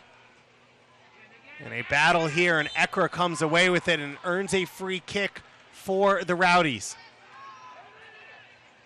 I'm surprised in Tampa that, you know, they're still going very central, and they got away with the last one, but I think you've got to get the ball wide. In the last one, they had a chance to pass it wide and go 2v1. I mean, I've seen Barcelona do that a million times. Barcelona's a great team to watch because teams always sit in against them and bunker in against them, and they always end up breaking them down. So I think they're a great team to watch and see how they do that. Poku floats this one in. A lot of the time what you see is they get the ball wide and they create these 2v1 situations, and then they're getting balls crossed in the top of the box or in the face of the goal, and then obviously they have unbelievably talented players. Right now the Rowdies chasing thanks to the 18th minute goal from Matthias Jorgensen unassisted. The pass coming off the foot of Tampa Bay Rowdies defender Tarek Murad, and then a 34th minute goal for Jorgensen to double the lead off the through ball from the 17-year-old John Tolkien. Jorgensen, 8 goals on the season now in his 12th appearance. Just 18 years old out of Denmark. A huge performance from him. Troubling moments here as Jordan Scarlett's down. New York Red Bulls 2 down a man. They are out of substitutions. Down a man, out of substitutions. There's still it's got to be at least 10 or 12 minutes on the clock still, so plenty of time to go. You have to think there'll be a good chunk of stoppage time in this one. 6 substitutions as well as the red card and a number of fouls so far. Fernandez, 1v1 with Buckmaster. Buckmaster able to close him down and comes away with possession. Awesome defending. And let's see this ball retention now. He's not able to put it together, but really good defending on Leo, who's a tricky guy. Leo Fernandez, who's a very tricky guy. And the Rowdies want to take that one quickly, but it was too far up the field. And Poku ends up throwing it in now. Richards was trying to get play restarted quickly. Murad coming forward. Blast that one wide for Johnson. Luba gets beat 1v1. Can Johnson get to the end line? Luba able to recover and puts that one out, and part of the reason why New York Red Bulls want to transition him to fullback is that recovery speed. Ekra puts it over the top. Yeah, Luba, awesome recovery there. Great defending. Both outside backs for the New York Red Bull tonight. Very good. Fernandez floats it in. Headed down at the far post. Scarlett with the second header. And somehow New York Red Bulls, too, still able to keep this defense and keep this shutout so far. The Red Bulls, the number 2 scoring team in the entire nation. Tampa Bay Rowdies, the number 2 defense in the league. And right now, New York Red Bulls 2. The winning side through ball here. And Laurel beats Guenzati to it. Surprised Guenzati was not more prepared for that one, that little ball through. You know, Red Bull 2 have done really well closing spaces, getting out wide and closing the spaces out wide as well. So that ball down the middle caught them a little bit off guard, but it also unfortunately caught Guenzati off guard. Diakite back into the feet of Robinson. Barlow was able to press Robinson into a mistake earlier in the game, and Jorgensen got his first goal off of pressure against Murad, but hasn't been heavy press from either side. Both these teams like to press their opponents. New York, of course, famous for it, and it's their identity and their philosophy. Neil Collins has brought that now to the Tampa Bay Rowdies, but neither team were able to get that going at any point really in the first half. Yeah, it was a strange game. It was a really scrappy game, and everyone was really narrow, and not a lot of quality to the game in the first 15, 20 minutes. And there's a few set-piece chances on both sides, and then a few big mistakes from both center backs. And you know, one, fortunately for New York Red Bull, they took advantage of it. Jorgensen scored the goal off the mistake. And Tampa's Guenzati was not able to take advantage of the mistake that New York Red Bull did. So it's been a scrappy game, and a game of, you know, the goals have really changed the game. Fernandez floats this one in, headed away by Nealis. Opportunity for Ekra, his shot blocked. And Lemma now out to put some pressure on. Johnson gets it back. But as you said it, Jorgensen took advantage of his chance. Guenzati was 1v1 with Loro in about the 32nd minute. Loro makes the save, and 90 seconds later, Jorgensen makes it 2-0 back the other way. And that may end up being the difference in the game. This foul is the other way, in my opinion. You know, I think Tampa should have a free kick here, but I think it took Tampa Neil Collins too agrees long. with you, by the way. Yeah, I'm sure he does, but it's the 87th minute, and it took him way too long to figure out how to play with a man up. Now, finally, in the last 10, 15 minutes, they've taken control of the game, and they've sort of pinned Red Bull 2 back, but it took them too long to figure it out. This was the game everyone was looking for coming into the weekend. Two of the top teams in the league. Every time they face off, we see goals, we see drama, and we saw it once again. A red card for Kyle Duncan in the 61st minute. 2 goals in the first half from Matthias Jorgensen. You can see why many were calling this an early preview, potentially, of an Eastern Conference semifinal or conference championship game. New York Red Bulls, too, have been there 3 straight years, including a title in 2016. Tampa Bay Rowdies trying to set the pace here in 2019. The foul against Buckmaster. Yeah, Caleb Richards there. I mean, I'm not sure exactly what his instructions are on the field, but for me, he needs to open up and get wide. And I think the spacing's been really, really poor from Tampa. They haven't spaced themselves out well enough. And, you know, what ends up happening is that one Red Bull defender can mark 2 players pretty easily. If the Tampa Bay Rowdies are going to find a way back here, it's going to have to start with that first goal, and this could be their best chance at it. There's a yellow card shown to Buckmaster. They go short to Richards. He curls it in. New York can't make clean contact. Johnson now keeps possession for his side. Shows off his footwork, and New York closes with numbers and clears.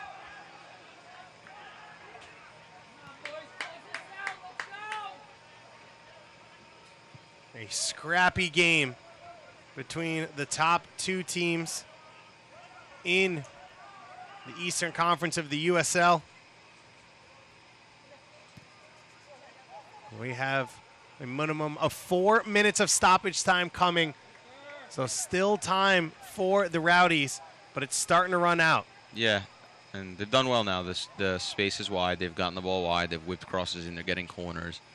You know, it'd be interesting if they did that. This one knocked on, cleared off the line, and then put into the night sky as the whistle goes in favor of the home team. Yeah, Loro, he deserves his clean sheet tonight. He's been fantastic. And in a lot of ways, he's been the difference in the game because both teams had pretty good chances. And he's just made some big saves as well. I mean, this game, in my eyes, was like a heavyweight bout. You know, Tampa had their chances, had their moments with the ball, and had their spells in the game, and so did Red Bull too. And it was a really evenly matched game. Stroud trying to find Robinson, cheating off his line. Didn't get clean contact with it. Another strong performance from Stroud. Chris Lemma sitting in central midfield alongside a 17-year-old against the top team in the league, helped keep things contained in that midfield. Tejada now deep in the corners. We get official confirmation on those 4 minutes. That one hangs up awkwardly, and LaBelle puts it out. Corner kick coming here for the Rowdies. The top team in the league. They've only lost once all of 2019, and they are minutes away from making it 2 losses. They have never lost on the road in the season. And you can see Evan Laurel is going to take his time here. He's probably sitting on a man-of-the-match performance, even with Matthias Jorgensen's 2 goals. Yeah, he's been the difference for me, but it's hard to take away a man of the match. Oh, you're a goal scorer. I forgot. Sorry. I mean, they've both equally deserve it, and Jorgensen was fantastic tonight. I'm really happy to see him doing well and scoring so many goals, but more importantly, really showing his qualities, that pace, that intelligence in the box, and we've watched games where he's had some trouble finishing. Tonight, not at all. He took them the right way, and it was composed in front of goal, and it's good. I'm really happy for him. And 18 years old, moving to a new country for the first time, a youth international in Europe, so a lot of expectation. Yeah. And what you want to see is just getting better. Yeah, and this has been his best performance of the season. For sure. I mean, just every game he plays, he looks like he's more settled in, he's more comfortable, he believes in himself, he's building confidence. So, again, awesome that this platform is available for him. Ball pushed wide here for Ekra. Fernandez gets the cross in. It's alive in the box, and they cannot find a way to put it in. A huge opportunity on the far post from Jaime Ciaz, and he can't direct it on frame. Yeah, it's one of those ones you hate to see, especially being a former goal scorer or attacking player. You got to finish that, but it does take a half bounce. It takes that half bounce, and Ciaz gets under it. And with Loro on the near post, he just had to get any touch to it, and it goes in. And that a huge opportunity for the Rowdies, and you start to feel, Mike, like it may just not be their night. It's not their night. They've created a lot of good chances, and they just haven't been sharp enough in front of goal. And like I've said, it took them too long to figure out how to play against, how to play with a man up and be effective. So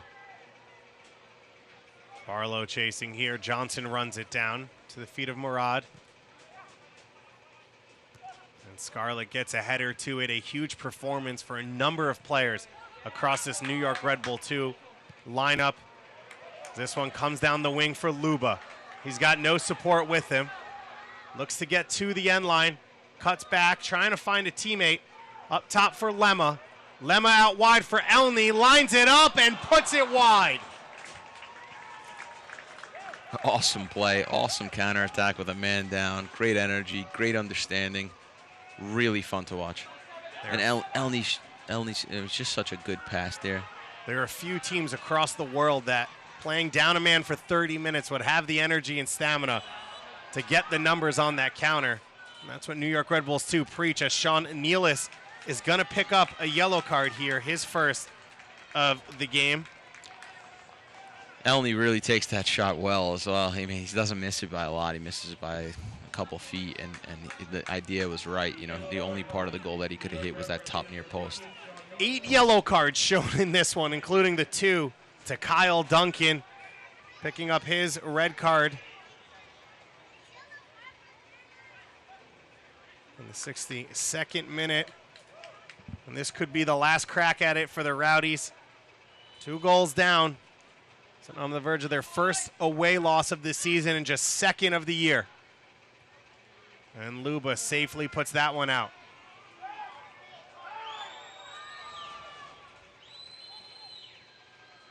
The crowd exclaiming, cheering for the final whistle from Luis Guardia. And he will allow at least one more play, and a foul will go against Diakite.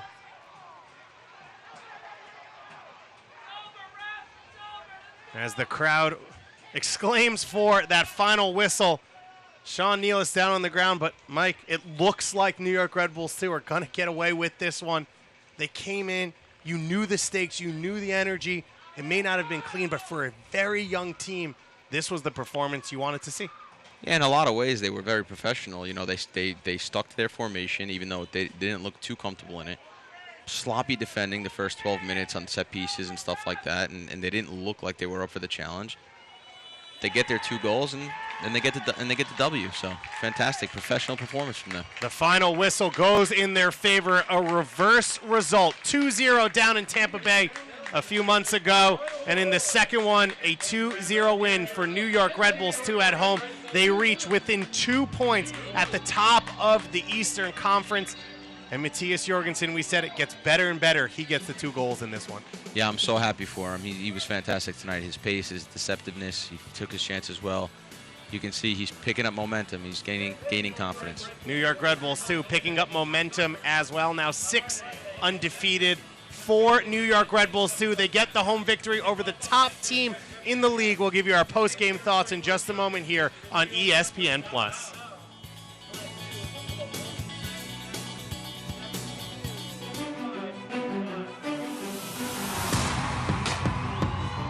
Lemma gets it back. He will take a strike. Played in. Laurel gets a hand to it. Denied by Laurel from point blank. He's standing on his head right now. Marcus Epps finds some space. Barlow putting it in, back of the net. No slowing down, number 74. New York puts the exclamation point on this one tonight.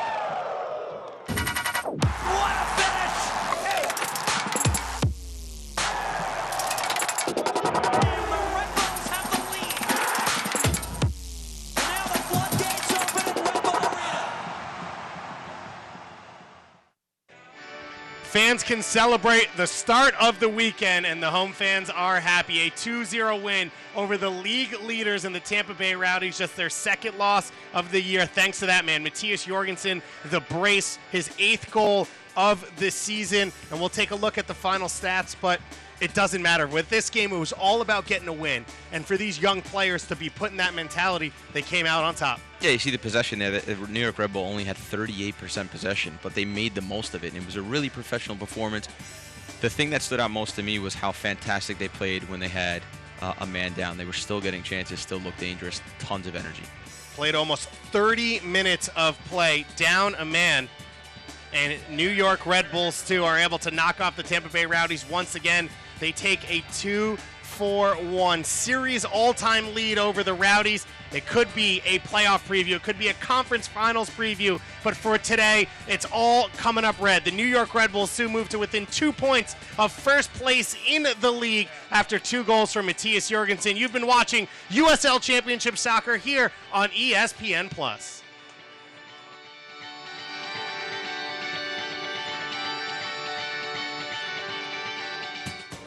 This copyrighted telecast of the United Soccer League Championship cannot be retransmitted, rebroadcast, or reproduced without the expressed written consent of the United Soccer League Championship.